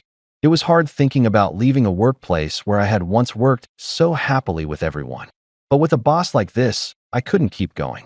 I grabbed a cardboard box and started clearing out my desk. Just then, Robert came rushing over, finally free from Karen's tirade. Stephen, I'm so sorry. I never thought she'd fire you because of me. That firing was completely unjust. What the hell is wrong with her? I've thought it for a while. She treats us like garbage. Maybe now that she'd gotten it out of her system. Karen had left her desk. Other coworkers began gathering around me. Don't worry about it, Robert. Honestly, I've been thinking about quitting sooner or later anyway. It's fine. But still, actually, there's something I'd like to ask you guys. I wasn't the kind of person to just walk away from my responsibilities. I explained the projects I was working on, and my coworkers said they'd do what they could to take over. The next day, for the first time in a while, I woke up feeling refreshed and headed to a trendy cafe that morning to meet up with an old friend from high school. It's been a while, Stephen. Yeah, I've been so busy lately. I couldn't even make it to the reunion. How's work? Are things going well? Well, actually, I chuckled dryly, lifting my coffee. Just thinking about yesterday made me give a hollow laugh. I was still searching for the right words to explain when my phone suddenly started ringing. I gave my friend a quick signal and stepped outside. Hello, Stephen. What the hell did you do to our company's computers? Mr. Yates's furious voice blasted through the phone the moment I picked up. Every computer in the office is malfunctioning. I heard the security system you built isn't working. What the hell is going on? Fix it now. With all due respect, Mr. Yates, Karen told me to leave the company yesterday. So the restoration of the security system is no longer my responsibility. What did you say? Are you saying you won't take responsibility for something you built? I did take responsibility. For the past few days, I submitted overtime requests because there were signs someone was attempting to hack our system. If the system isn't running now and the computers are acting up, that likely means we've been hacked. Our company handles sensitive information for many clients. The financial damage could be massive. In that case, all the more reason for you to come back and fix it right away. Karen has a habit of making snap decisions. I'm sure when she told you to quit, it was just a figure of speech. Anyway, please come back and take care of it. Oh, and I'll increase your bonus once this is resolved. I'll even guarantee you a promotion. Understood. I'll head over now.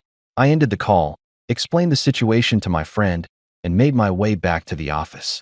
When I arrived, Mr. Yates himself came out to greet me. Karen stood quietly next to him, looking unusually humble. To my surprise, she even poured me a cup of tea, something she would never normally do, and handed it to me. Glad you finally made it. Sorry about yesterday. I was just a little irritated, that's all. So, how long will it take to get the system back online? We'll get you anything you need, so don't hesitate to ask. Their complete change in tone caught me off guard. I didn't come back to restore the system. I came to officially decline your offer. No matter how good the conditions, I can't forgive the way I've been treated. Please consider this conversation over. I looked both of them in the eye as I spoke. What? You think you can act all high and mighty just because we're being polite? A useless man is still useless. I'll return those words right back to you, Karen. When there's trouble with a subordinate's work, it's the manager's job to handle it. I'd say it's only appropriate that you take care of this yourself. Karen's eyes darted around, clearly flustered. That's ridiculous. There's no way I could do that. I'm just supposed to sit in the chair and look good. Everyone else is supposed to handle things for me. Why should I have to do anything? If you had just followed my instructions, this never would have happened. I see now. She's someone who's gotten by in life being pampered by the people around her. No doubt she's beautiful. I'm sure there are plenty of guys out there who would do anything for her if she just asked. She's lived her whole life, leaving the actual work to others. Ahem. Anyway, could you please just restore the security system? This incident has already made it onto national television. Yates glanced at the large TV mounted on the wall. On the screen, bold letters read, "Major cyber attack. Massive damage hits leading domestic corporation. Clients are flooding us with calls. If this continues, the financial losses will be enormous. And if you refuse to restore it, we'll have no choice but to hold you personally responsible for the damage. This isn't just about our company. You've caused harm to our entire corporate group." Exactly. You've impacted every company in the group. There's no way you could ever repay the damage you've caused. Fixing the system is in your best interest. Hearing those threats, I let out a long, deep sigh. These people are rotten to the core. All right then. I opened the laptop I had brought with me and ran the program I had prepared in advance. Good. Now we can finally breathe. But just so you know, once this is fixed, I'm going to sue you. You better be ready for that. Even then, Mr. Yates was still barking threats at me. But I didn't care anymore. My laptop began playing a video. How many times do I have to say it? Do you even have a brain, you worthless trash? A useless freeloader like you thinks you can talk back to me? We don't need incompetent losers who make excuses. Anyone who doesn't obey me is fired. This place is full of garbage, smelly, filthy, and not even worth being alive. As the screen filled with footage of Karen shouting abusive remarks at employees, she grew visibly shaken and clenched her fists. What is this? What do you mean? These are just the things you've said to us. Just a moment later, the same footage appeared on the TV news, introduced by the anchor. This just in, newly obtained footage. Karen, she's on TV. What the hell? Where did they get this footage? This is outrageous. Stop this nonsense. You're supposed to be restoring the system. What are you doing? You think you can get away with this? I never once thought I could get away with it, Mr. Yates. When I hit the enter key, The video switched to the next clip. This time, it showed a scene inside the president's office with Mr. Yates and Karen looking quite cozy together. So, Mr. Yates, have you thought about that thing we discussed? Of course. I managed to move some company funds around. So I've arranged for a luxury imported car as a birthday present for you. I'm so happy. Just make sure no one finds out about us. Of course, Mr. Yates. Both of them stared at the footage, faces pale, knees trembling. What is the meaning of this? That same video began airing on television. Why are we on TV? What is going on? Where did this footage come from? Damn it. Mr. Yates and Karen looked completely lost, staring into the void in confusion. Just then, the door to the president's office swung open and my coworkers stepped inside. What are you doing here? It's incredibly rude to just barge into the president's office. Rude? Really? Coming from you, Mr. Yates? You embezzle company funds and call us garbage? What do you think employees are to you? So it was you. You're the ones who released that footage. That's all fake. Fabricated. We'll sue you for this. It's not fabricated. You do know the company is full of security cameras, right? We're programming experts. It's child's play for us to access those videos. Robert gave me a discreet thumbs up. I gave him one in return. Operation success. You're all fired. Every last one of you. That was the plan all along. We have no interest in working for a company that survives on our systems, but disrespects its engineers. With a unified goodbye, my coworkers turned and left the office. I packed up my laptop and followed them. Oh, and one more thing, Mr. Yates. I turned back and said, you really shouldn't underestimate tech professionals.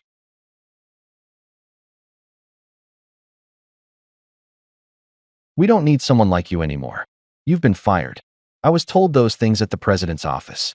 I stood motionless in the large room. Don't you know the reason? You simply work too inefficiently. Others have completed 3 tasks by the time you complete 1. You're obviously moving too slowly, aren't you? My illustrations do take longer than others, but that's because I aim to make works that have soul. I work in the field until the very last minute, attempting to capture people's true expressions. Nevertheless, Mr. Spencer even made a remark about my physique. It's difficult to watch you, to be honest. Are you attempting to win sympathy with your limp and the way you drag your leg around to visit sites?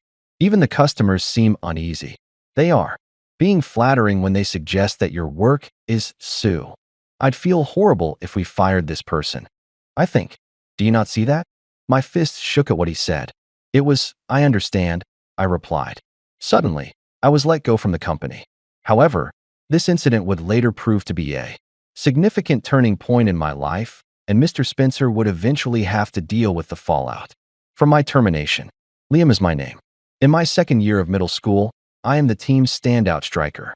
I used to be more precise. I'm lying in a hospital bed now, looking up at a gray ceiling. The window is filled with soft sunlight. From somewhere close by, I hear children's voices that make me think of who I was. Only a few weeks ago, my teammates' and classmates' colored message cards are on the nightstand shelf. They are replete with supportive remarks. However, there is one message lacking. It's the one from Simon, my best friend and teammate. On the soccer field, Simon refused to even look me in the eye when he came to see me with our coach and his parents. We used to be best friends, but now we are unable to communicate at all. I sighed. My chest tightens at the mere thought of Simon. My mind is a reel of recollections from the time we spent together. On the day of our middle school entry ceremony, Simon and I first crossed paths. We just so happened to be seated next to each other, and I can still recall how thrilled we were to discover that we had a passion for soccer. Would you like to go kickballing after school, Liam? Let's practice a little. Simon's family was quite well off. He donned the newest apparel and expensive cleats, but it didn't matter because he was a true soccer fan. We would continue to chase the ball together on the field even after official practice. We developed the habit of continuing to work out long after everyone else had left. Simon would giggle while dabbing at his perspiration. By then, the middle school soccer community had begun to hear about us. We began to see men in suits occasionally showing up in the stands during the prefectural competition. We discovered later that they were league scouts. Those two have a really interesting chemistry. They don't move like middle schoolers. They're raw talent with a lot of potential. We overheard those kinds of comments now and then. One day after practice, Our coach, Mr. Hughes, called Simon and me into the faculty office. We were a little anxious, thinking something might be wrong, but Mr. Hughes's face was full of excitement. Actually, a professional youth team has reached out. I gasped in surprise at his words. And it's on the condition that you both join together. They've been watching your teamwork.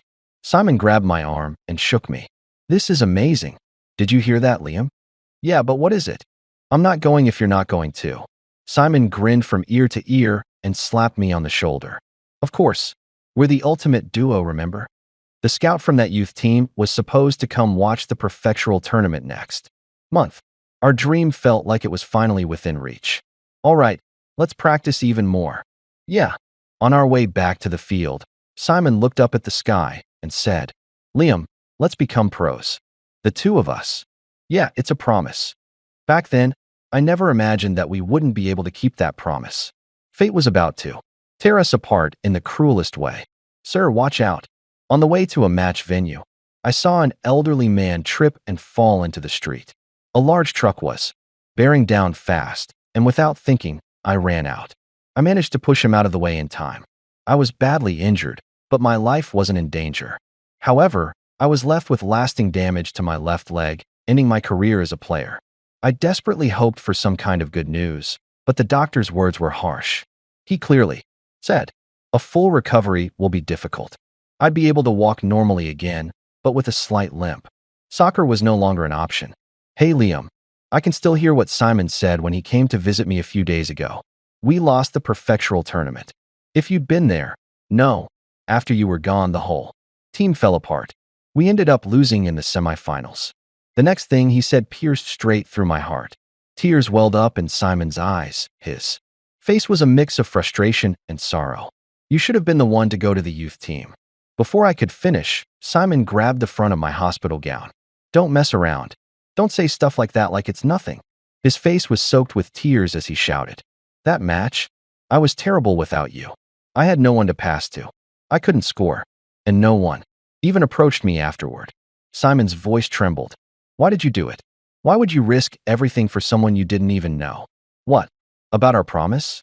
We were supposed to go pro together. I had no words. I understood how Simon felt, to have your dream crushed during your final middle school tournament. Forget it. Simon wiped his tears with his sleeve and turned his back to me. And in that moment, his back looked farther away than it ever had before. In my hospital room, the latest soccer league newsletter had arrived, filled with updates from each school's matches. Photos of kids kicking the ball filled the pages. Had I been shut out forever from that place that once felt like home? The sun began to set, and the lights stretching into the room cast long, quiet shadows. I slowly closed my eyes.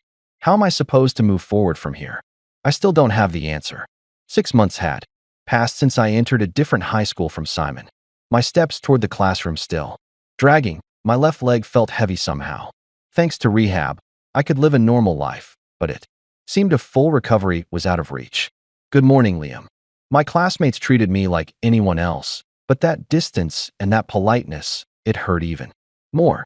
No one here knew me back when I used to play soccer. To them, I was just a classmate with a limp. During lunch break, I looked out at the field from my seat by the classroom window. Students, mostly from the soccer team, were playing below. Their shouts and laughter carried up on the breeze. Damn it. The words slipped out before I realized it. No one heard. I looked down at my notebook. It was my language arts notebook. I'd left it open on my desk. Before I knew it, the pages were filled from edge to edge with drawings. I wondered when it started. My hand would begin to move on its own, sketching the image of players chasing the ball or taking a shot. Whenever I watched soccer, at first, it was just messy scribbles, but I realized that drawing calmed me somehow. Now that I couldn't play anymore, I started pouring that energy into every detail. The angle of a foot mid-kick, the arc of a shot, the intense expression on a player's face. Whoa, this is amazing. A voice suddenly came from behind me. It was Kevin, the kid from the art club. He always spent lunch breaks drawing by himself. It's nothing, just some doodles. No way, this is seriously good, especially how you captured the motion. Kevin stared at my notebook with real focus. To be honest, it made me a little uncomfortable. Did you used to play soccer? His words hit me like a punch to the chest. Yeah, I did. I see. Kevin seemed to sense something and didn't ask anymore. Instead, he handed me a sheet of paper. Hey, if you want, why not enter this? It's a prefecture-wide illustration contest for high school students. The theme is passion. A contest. Yeah, I'm entering it too since I'm in the art club. But Liam, I really think you should go for it. Just as I was about to turn him down, Kevin added, when I look at your drawings, they really move me. I think your feelings come through. At least, they did for me. He didn't say exactly what he felt. Maybe he was being careful, not wanting to say anything that might hurt me. I took the contest application form from him, along with his quiet kindness. Later, I bought a new sketchbook at the art supply store he recommended. When I opened the cover, a blank white page was waiting for me. That night, I hunkered down at my desk.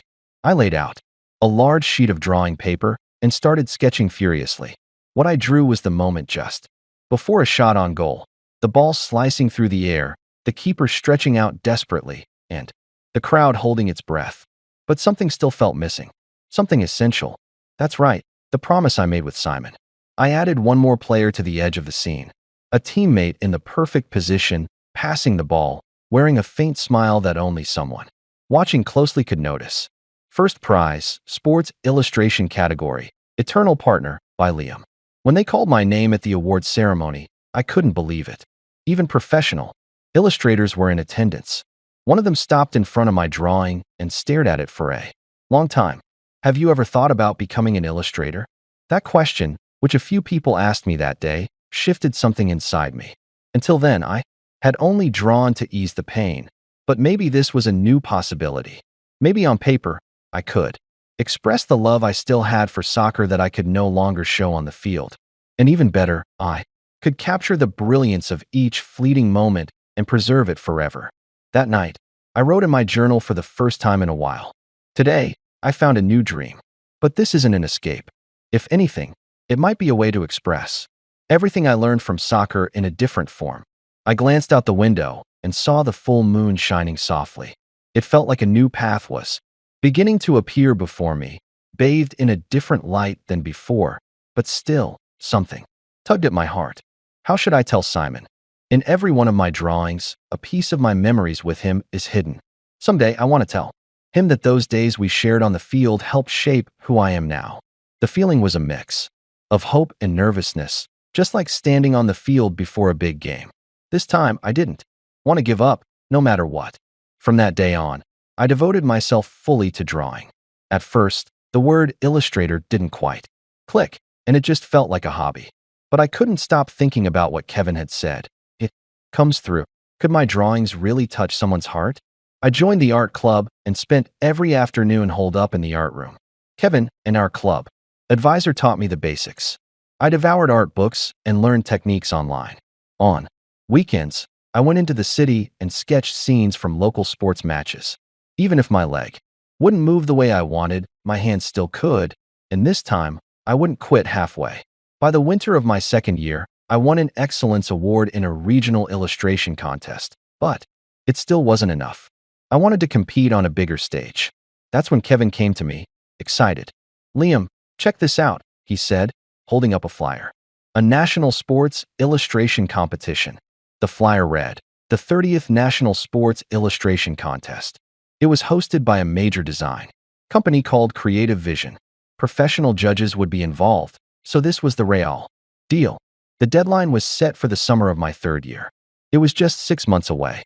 All right, I thought. This would be my last chance to prove myself. I revised my entry over and over again, standing in front of the canvas. All those days came rushing back to me, playing alongside Simon, laughing with my teammates, and the roar of the crowd. Now, I was heading to the contest venue. The summer sun blazed down as I made my way to the stage of this final challenge, the last summer of my high school life. I had entered plenty of competitions before, but this one felt different. The theme was a moment. For 3 years, I had poured everything into my drawings, chasing the dream of becoming a professional illustrator. Yet, a part of me still lacked confidence. Was this really the right path for me? As I stepped into the exhibition hall, a large poster immediately caught my eye. The 30th National Sports Illustration Contest, hosted by Creative Vision. Judges were gathered around. The displayed works, deep in discussion. One figure among them looked strangely familiar. From behind. Just then, the man turned around. Well now, it was the elderly man I had saved at the crosswalk 3 years ago. Liam, is that you? The gentle smile of an aging gentleman. He approached slowly, leaning on a cane. His name was Gregory. He had visited me many times during my hospital stay and even arranged a car for me on the day I was discharged.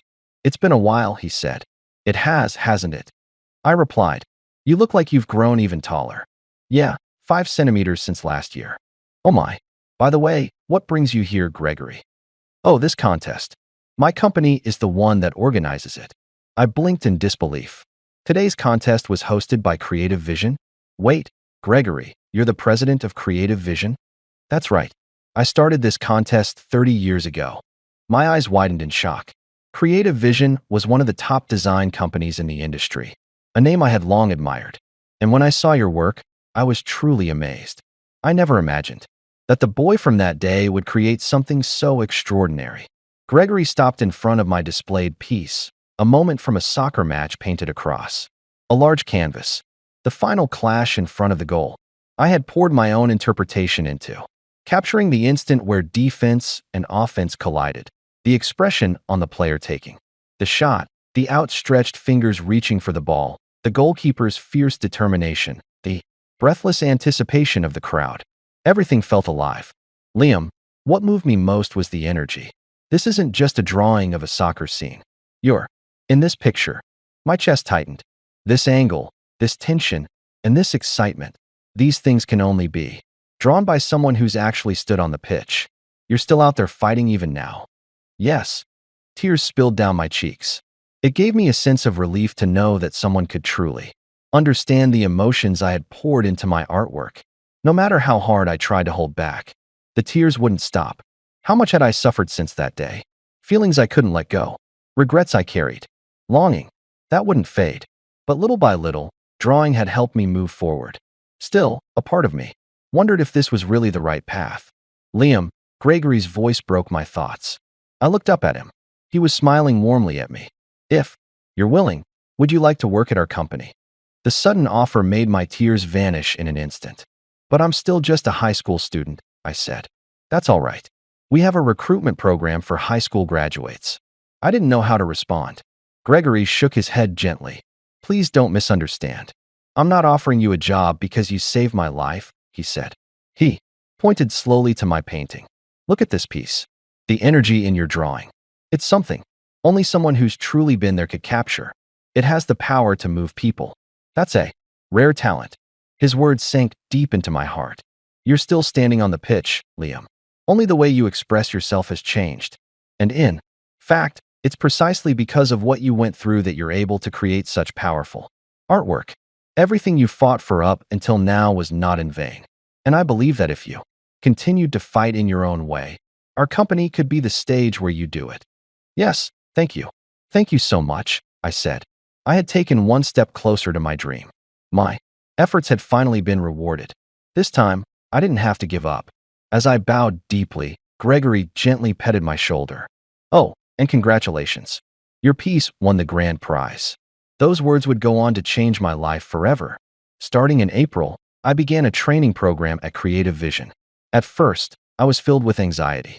It was rare for someone to be hired right out of high school, and all my fellow trainees were older, college graduates. But I held Gregory's words close to my heart and gave it everything I had. Liam, your artwork has soul. Be confident. Even during training, Gregory would stop by from time to check in on me. His warm gaze kept me going through the toughest feedback and critiques. Now, it's been 5 years since I joined the company. I've developed my own artistic style. There's soul in Liam's artwork. There were more than a few clients who told me that, especially when it comes to sports-related projects. I'm always requested by name. I've come to realize that it's because I can offer a perspective no one else can. The players' expression in this scene. It's exactly how it felt in that moment. You really captured the tension of the moment. I can't believe how deeply you understand what we go through out there. Hearing words like that from active athletes brings me more joy than anything. Gregory always supported my approach. Your strength lies in your experience, Liam. You stood on that field yourself. That's why you can capture the players' emotions. But not everything went smoothly. Last spring, Gregory stepped down from his role as president. Due to his age, and his son Derek Spencer, who had been the executive vice president, took over as president. Since then, the atmosphere within the company began to change. Liam, another missed deadline. Today, I was summoned to the president's office once again. Documents from my current project were spread out across the desk. I'm sorry, I just need a little more time. Any other designer would have finished by now. Mr. Spencer's cold gaze pierced right through me. It was true that I took more time than others, but there was a reason for that. I listened carefully to the client's requests, visited the site, and spoke with the players. Sometimes, I sat in on their practices, trying to absorb the atmosphere of the team itself. That was the approach Gregory had taught me, the mindset of a true creator. Well, things are different from my father's era, Mr. Spencer continued with a sigh. These days, efficiency is everything. Quick turnaround is what the industry demands, quantity over quality. You'll need to cut a few corners here and there. This is business, you know. His words dripped with sarcasm. Our company's strength lies in the way it captures the inner world of the athletes. The joy I felt when a client said that to me the other day now feels like a burden. Liam, from now on, simplify your work. You can still produce something decent without taking so long. Decent. That word really captured how difficult it was to create something that was just decent. When I returned to my desk, a new project brief had been placed there. It was for an ad poster for a high school baseball team, a project meant to capture the heart of both the coach and the players, a job that truly mattered. Liam, are you heading to the field again? My junior from the neighboring desk asked, concern in his voice. Yeah, but, Mr. Spencer said before he could finish. I stood up. It was true that this company now prioritized efficiency, but there were some things I just couldn't compromise on. The atmosphere on the field, the expressions on the players' faces, and the passion they carry.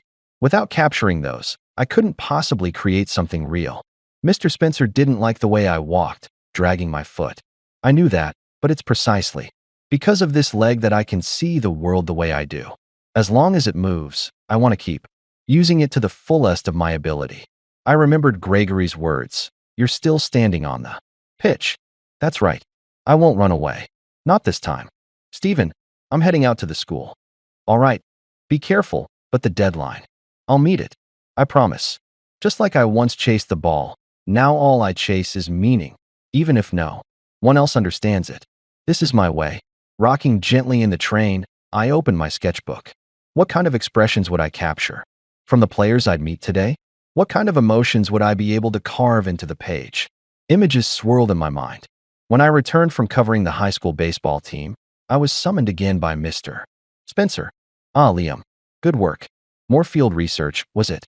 When I stepped into the president's office, he was standing by the window. That familiar smirk played across his face as he turned to look at me. Yes, I went to observe the players' training session. Well, I suppose I can understand that kind of attachment to the work Mr. Spencer settled into his expensive-looking chair and glanced down at the papers on his desk. Liam, did you know? Our newest hire has a master's degree from a prestigious art university, top of her class in the design department. Yes, she's already submitted 3 poster concepts for this project, all without ever visiting the site. The implication behind his words stabbed right through me. And another thing, he began, tapping his polished desk with a luxurious fountain pen. This high school baseball poster, we're not the only agency working on it. It's a competitive job. Do you understand what that means? Mr. Spencer slowly raised his eyes to meet mine. There was a coldness in them I had never seen before. Someone like you, going to the site with that disability, taking all that time. To be honest, it's inefficient. I graduated near the top of my class from a fine arts university myself. I know what it means to judge work from a professional standpoint, and from that perspective, I just don't see the need for all this field work if it means sacrificing efficiency. Well, Mr. Spencer, I know I take time, but Liam, he cut me off quietly. I nodded. I already had a sense of what was coming next. To be honest, my father probably hired you out of a sense of gratitude. But kindness has no place in business. It's not right for someone who got in through a personal connection to keep expecting special treatment. That's not true. I forced the words out. Gregory valued my work. I know you saved his life that day, and because of that, he looked at your work through rose-colored glasses. That's not true. My voice rose despite myself. I earned my place. On that competition, Gregory recognized my skill. Liam, Mr. Spencer stared at me with that same frigid look. Be honest. It's difficult to watch. You're dragging that leg around and going out to the field. Are you trying to win people's sympathy?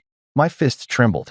The clients probably compliment you out of pity when they say your work has soul. It's just flattery. What they're really thinking is, we'd feel bad firing this guy. How about a drink tonight at a small bar near the office? At the counter, Miss Sullivan downed her glass of draft beer in one go. Ah, that hits the spot. Her usual composed air slipped away, replaced by a relaxed tone. Her cheeks turned slightly red, and as she set the glass down, she let out a nostalgic smile. The truth is, I used to work at a big firm. I was one of those so-called career-focused women. Really, but I got fed up with a life that was all about numbers. I just wanted to do real work. Something. That meant something. As she poured her second drink, she went on. Everyone tried to talk me out of it, said a woman, starting her own company alone, but I believed I could do it. So I used up my savings and jumped in. Her eyes shimmered as she stared into her glass. Things went well at first, but then the demands started, faster and cheaper, and one by one, people left. I heard her sniffle quietly. I really thought it was over until I met you, Liam. She turned toward me, and the flush on her cheeks wasn't just from the alcohol anymore. When I was ready to give up, you made me believe I could dream again. Her teary eyes reflected my face, illuminated by the soft light from above the counter. It made her expression look even more beautiful. I'm truly grateful to you, Liam. Thank you. Her sincere gaze made my heart skip a beat. The closeness between us made me glance away. In a fluster. Your refill's already here, by the way. I grabbed my glass, finally managing to steady myself. Maybe I'd been thirstier than I realized. The beer went down smooth and comforting. But really, I should be the one thanking you, huh? She set her glass down, and I met her eyes with a serious look. When I got fired from my last company, I thought it was all over. I really believed I couldn't keep going as an illustrator with the way I draw. But you, Miss Sullivan, you saw the value in my work. And that meant more to me than anything. This time, it was her turn to look away. Even her ears had turned red. Let's order another round. Seeing her flustered as she called for the server, I couldn't help but smile. Somehow it felt like we had both let our guards down a little. A few weeks later, we were selected to participate in a competition for a major sportswear brand. It was a high-stakes proposal for a new nationwide campaign for ArtBrain. This would be the biggest project yet: television commercials nationwide, train station ads, full-page spreads in sports magazines, and even a full-scale social media campaign. Every aspect would be handled by a single company. The budget was on a completely different level. This wasn't just another advertising gig. If we succeeded, millions of people would see it. Not just ArtBrain's name, but my illustrations might reach the hearts of people all across Japan. Just thinking about that weight made it hard to breathe, but at the same time, my blood was pumping with excitement. Thank you for having us. As I stepped into the client's office, my eyes landed on a familiar figure. I didn't expect to see him, Mr. Spencer. There was no mistaking it. Sitting across the room was Derek Spencer, president of Creative Vision. He looked surprised when he saw me. Well now, Liam, long time no see. It's been a while. This campaign was massive. It made sense that Creative Vision was in the running. Seth, the director representing the client company, began to speak. As you're all aware, this will be a multi-agency competition. We look forward to reviewing each of your proposals. Mr. Spencer wore a confident, almost smug expression. Of course, Creative Vision was one of the client's biggest contractors. This was probably already decided. No way would such a major client entrust this job to a small firm like ours. The deadline for your proposals is in 2 weeks. Thank you all in advance. As I was leaving the conference room, Mr. Spencer leaned in and whispered by my ear, "You do well not to waste your time. The outcome is already decided." In that moment, my suspicions became certainty. But I couldn't give up. I had made a promise to Miss Sullivan. I would pour my soul into my work. Liam, just as I was about to step into the elevator, Miss Sullivan called out. That man. Yes, he was my previous president. Her expression turned serious. Then let's win this. Those words straightened my spine. I promise we will. Rigged or not. There's work here that only we can do, and I will prove it. On the way back to the office, my resolve solidified with every step. This wasn't just a pitch. This was a battle of the soul. My grip on the sketchbook tightened. I was ready for the battle that lay ahead.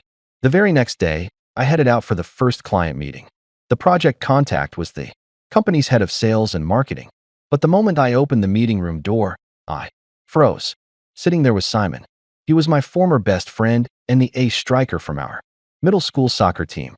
Liam, it's been a while. His voice was cold. We hadn't seen each other once since graduating from middle school, but he had apparently risen through the ranks in the sales world and become an executive at a major sportswear company while still young. Come to think of it, his father owned a sportswear company. So this was the one. Never thought you would be the one to show up. There was clear mockery in his tone. I felt a wave of guilt as I glanced at Miss Sullivan beside me. How are we supposed to win under these conditions? Let me walk you through the key points of our proposal. Miss Sullivan stepped forward with confidence. Simon straightened his posture, but his eyes remained completely indifferent. When the meeting ended and we were about to leave the room, Simon called out, Liam, got a minute? I turned to Miss Sullivan and said, please go on ahead. Then I looked back at him. Seems like you've taken quite a detour. His voice dripped with sarcasm. So now you're an illustrator, huh? Gave up the dream and ran off in that direction instead. No, I replied calmly but firmly. I didn't run away. I'm proud of the work I do now.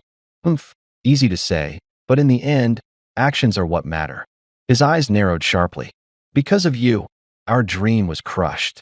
The promise we made to become professional soccer players. Simon, this time I'll be the one to show you what it really means to give up on a dream. There was no mistaking the hostility in his voice. On the way back to the office, Miss Sullivan spoke up, worry in her tone. Liam, are you all right? I'm sorry, Miss Sullivan. We might not win this one. Why do you say that? The project lead, Simon, was my best friend once, but now he resents me. Miss Sullivan smiled gently. Have you forgotten your greatest strength? What do you mean? Your artwork has sold, Liam. No one can deny that. Her words struck a chord deep inside me. Even if there's a complicated past, there's still work here only we can do. She was right. Even if Simon hated me, my passion for this project was real. My hand trembled slightly as I opened my sketchbook. A month had passed, and the final selection for the competition was drawing near. In the end, the competition came down to just two companies, Creative Vision and us. We're almost there, Liam. Late at night in the office, Miss Sullivan smiled warmly. Her tired face, lit by the moonlight, looked oddly beautiful. If we land this project, we might be able to rent a bigger office. Leaning back in her chair, Miss Sullivan wore a dreamy expression. We could hire new people, maybe even build a team around you. A team? Yes. A group of creators who can work with the same heart and soul that you do. Miss Sullivan stretched her arms wide with excitement. And together, we'll take over the sports industry or something like that. That doesn't sound like you, Miss Sullivan. Oh, let me dream just this once. Outside the window, Tokyo's skyline glittered against the night. Just the two of us in the office. For some reason, my heart started beating a little faster. Hey, Liam. Hi. Just then, her phone rang. Who could it be at this hour? Hello, this is Sullivan from ArtBrain. What? Her expression quickly hardened. No, it can't be. When she hung up, her face had gone pale. What happened? We just received a sudden contract termination notice from Yates Advertising, one of our key clients. At that moment, the office phone began ringing. One after another, messages came in. Contract. Cancellations. What is this? What's going on? As I panicked, Miss Sullivan answered in a trembling voice. Apparently, damaging rumors about ArtBrain were spreading through the industry. They were false claims about missed deadlines. And quality issues, baseless. No way. I picked up my phone and started calling contacts in the industry to confirm. And then the truth began to surface. What? You heard that from someone at Creative Vision's sales team. Multiple clients gave similar accounts. A salesperson from Creative Vision had visited, casually, mentioning things like, I heard ArtBrain's been missing a lot of deadlines lately, and there are rumors about quality issues too. The most decisive piece of evidence was an email from a friend. He worked at a major advertising agency and told me about something he had witnessed by chance. Yesterday, I overheard Mr. Spencer from Creative Vision telling his team to spread bad rumors about ArtBrain. He didn't notice me passing by, but I clearly heard him say it. This is definitely Mr. Spencer's doing, I muttered. I clenched my fist as I gathered more evidence. He was trying to crush us by spreading lies, using those cowardly moves and exploiting weaknesses.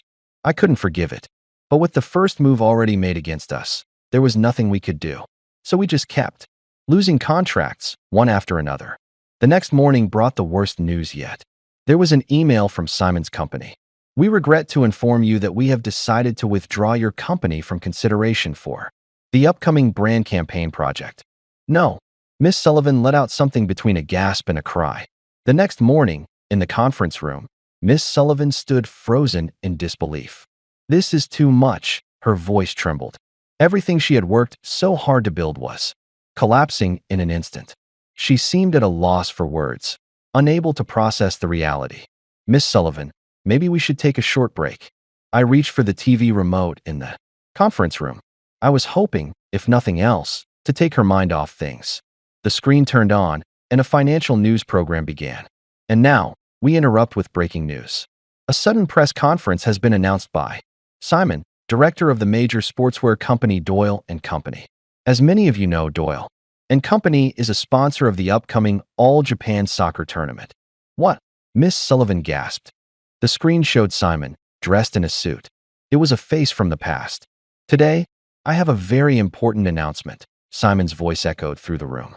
We have carefully considered which company will handle the design for our new brand campaign. Reporters leaned in, holding their breath. Simon took a slow, deep breath and said, as of today, it is officially decided that we have selected ArtBrain as our creative partner. What? Miss Sullivan shot to her feet in shock. And there is one more important matter I must address. Simon's expression tightened. It has come to our attention that Mr. Spencer, president of Creative Vision, has been engaging in systematic harassment of competing companies. Additionally, we have discovered that individuals within our own company were complicit. As the reporters stirred, Simon continued in a calm, steady voice. Specifically, the deliberate spread of false rumors and unjust interference with our client contracts. This is a clear case of business obstruction, and we are currently considering legal action. What is happening? To the bewildered Miss Sullivan, I whispered quietly, I'm sorry, Miss Sullivan. Liam. Actually, he reached out to me last night. I began to recount what had happened. Simon had chosen a cafe near the station as our meeting spot, and for a long while, he sat there in silence. Steam rose quietly from our coffee cups as the silence stretched on. Finally, he spoke. I'm sorry. I couldn't believe what I was hearing. I've regretted that day ever since. Simon's voice was faint, trembling. The day you had the accident, all I could say was something cold. Like, why would you do that for a stranger? That was all I had to offer. He clenched his fists, and they trembled. You were the one who had it the hardest. You were the one who had to give up your dream, and yet all I thought about was myself. He looked away, his eyes glistening. You saved someone, and still, I blamed you. Some best friend I turned out to be. Simon, when I first saw you again, to be honest, I was angry. I thought you gave up on soccer. I thought you ran away. He stared into his coffee, then continued. But after reading your proposal, I finally understood. You've been standing on the pitch this whole time. Simon, his voice was trembling. All the emotion in this. It's all about soccer. The feelings of the players, the energy of the crowd, and that high of the moment. You're expressing it all through your art. Simon's eyes glistened. The truth is, I'm the one who was running away. I pretended to resent you, but really, I just couldn't face my own weakness. The other company's proposals, they were flashy and polished, but empty. No soul. Yours was different. His serious gaze met mine. The players' expressions and every movement, everything felt alive. The moment I saw it, I just thought, this is it. Simon let out a deep sigh and gently set down his coffee cup. But after the competition, the mood in the company was awful. The board members who support Mr. Spencer were blatantly pushing for Creative Vision's proposal. It was like a done deal. What do you mean? Some of them have been close with Mr. Spencer for years. They're trying to steer the campaign in his direction. But that's not a fair decision. There was pain in Simon's expression as he looked out the window. Mr. Spencer holds a lot of power in the industry. By aligning with him, our board members have secured various benefits over the years. That's why they're so eager to support him. So what do you want from us? I asked. I want to expose Mr. Spencer's corrupt dealings, but to do that, I need hard evidence. Right. Now, he's doing everything he can to crush your company. I want to use this opportunity to uncover the illegal activities he's involved in. Simon's voice wavered. We've already begun the investigation, but it'll take a little more time to gather decisive proof. Until then, things will be hard on your team. I understand, I answered without hesitation. Simon's eyes widened. You agreed that quickly? I know it's not going to be easy, I said, looking him straight in the eye. But we believe in putting our soul into every project. If that belief is on the line, Liam, I added with a faint smile, I believe in you. Let's change this corrupt industry together. Tears welled up in Simon's eyes. I really am sorry, and thank you, Miss Sullivan, and for everyone at Art Brain. I had to win this fight. As soon as we have enough proof, I'll hold a press conference. As we parted, I shook the hand Simon held out to me. It was a firm handshake that marked the beginning of a new battle. 1 week had passed since the press conference. The industry was in upheaval. Creative Visions, Mr. Spencer resigns. Doyle & Co. announces organizational reform. Art Brain secures largest contract in company history. Headlines like these dominated the papers and news sites for days. The extent of Mr. Spencer's misconduct was worse than anyone had expected. After the press conference, more evidence poured in: bribery, illicit kickbacks, and harassment of rival firms. The darkness behind the scenes was finally dragged into the light. Major changes also took place within Doyle & Company. Executives connected to Mr. Spencer began resigning one after another. A sweeping reorganization followed, which could only be called a purge. Well, I'd say that's the outcome they deserved. A message from Simon arrived. Honestly, I should have done this a lot sooner, but now we can finally become the kind of company we're supposed to be. It's thanks to you. Just as I was about to reply, a news alert popped up. Former Creative Vision president Mr. Spencer indicted on criminal charges. Allegations include breach of trust. Seeing the headline, faces of former colleagues flashed through my mind. But this was pain we had to endure, a necessary step for the industry to become a healthier place. Liam, Miss Sullivan called out, her voice full of energy. We're getting flooded with new job requests. Look at these proposals. Her excitement triggered a memory. The day of the accident, the despair of having to give up soccer. But from that loss, I found a new dream and made it this far. So many companies are saying, we want to see more of Art Brain's soul-driven work. It feels like a dream. Ms. Sullivan's voice practically sparkled. It was true. Since that incident, the company had begun to change in a big way. New employees joined, and the office was starting to feel cramped. Starting next month, we'll be expanding into the floor next door, Ms. Sullivan announced with a bright smile. Her profile looked so beautiful in that moment. A year passed. The landscape of the industry had changed dramatically. Art Brain had grown into a mid-sized company with over 50 employees. Soulful work was becoming the new industry standard. Doyle & Co. had also found success under a new, younger leadership team, launching one project after another. You know, you're still amazing, Simon said one evening at a bar during one of our weekend meetups. His voice had a warmth I'd never heard from him before. You've always been that way. No matter what came your way, you never gave up. You turned hardship into strength. He stared at his beer mug as he continued. Even when you couldn't play soccer anymore, you found another path. And not just any path, you're shining brighter than anyone in it. Simon, don't ever change, all right? You'll always be my partner. Though maybe it's not my place to say that anymore.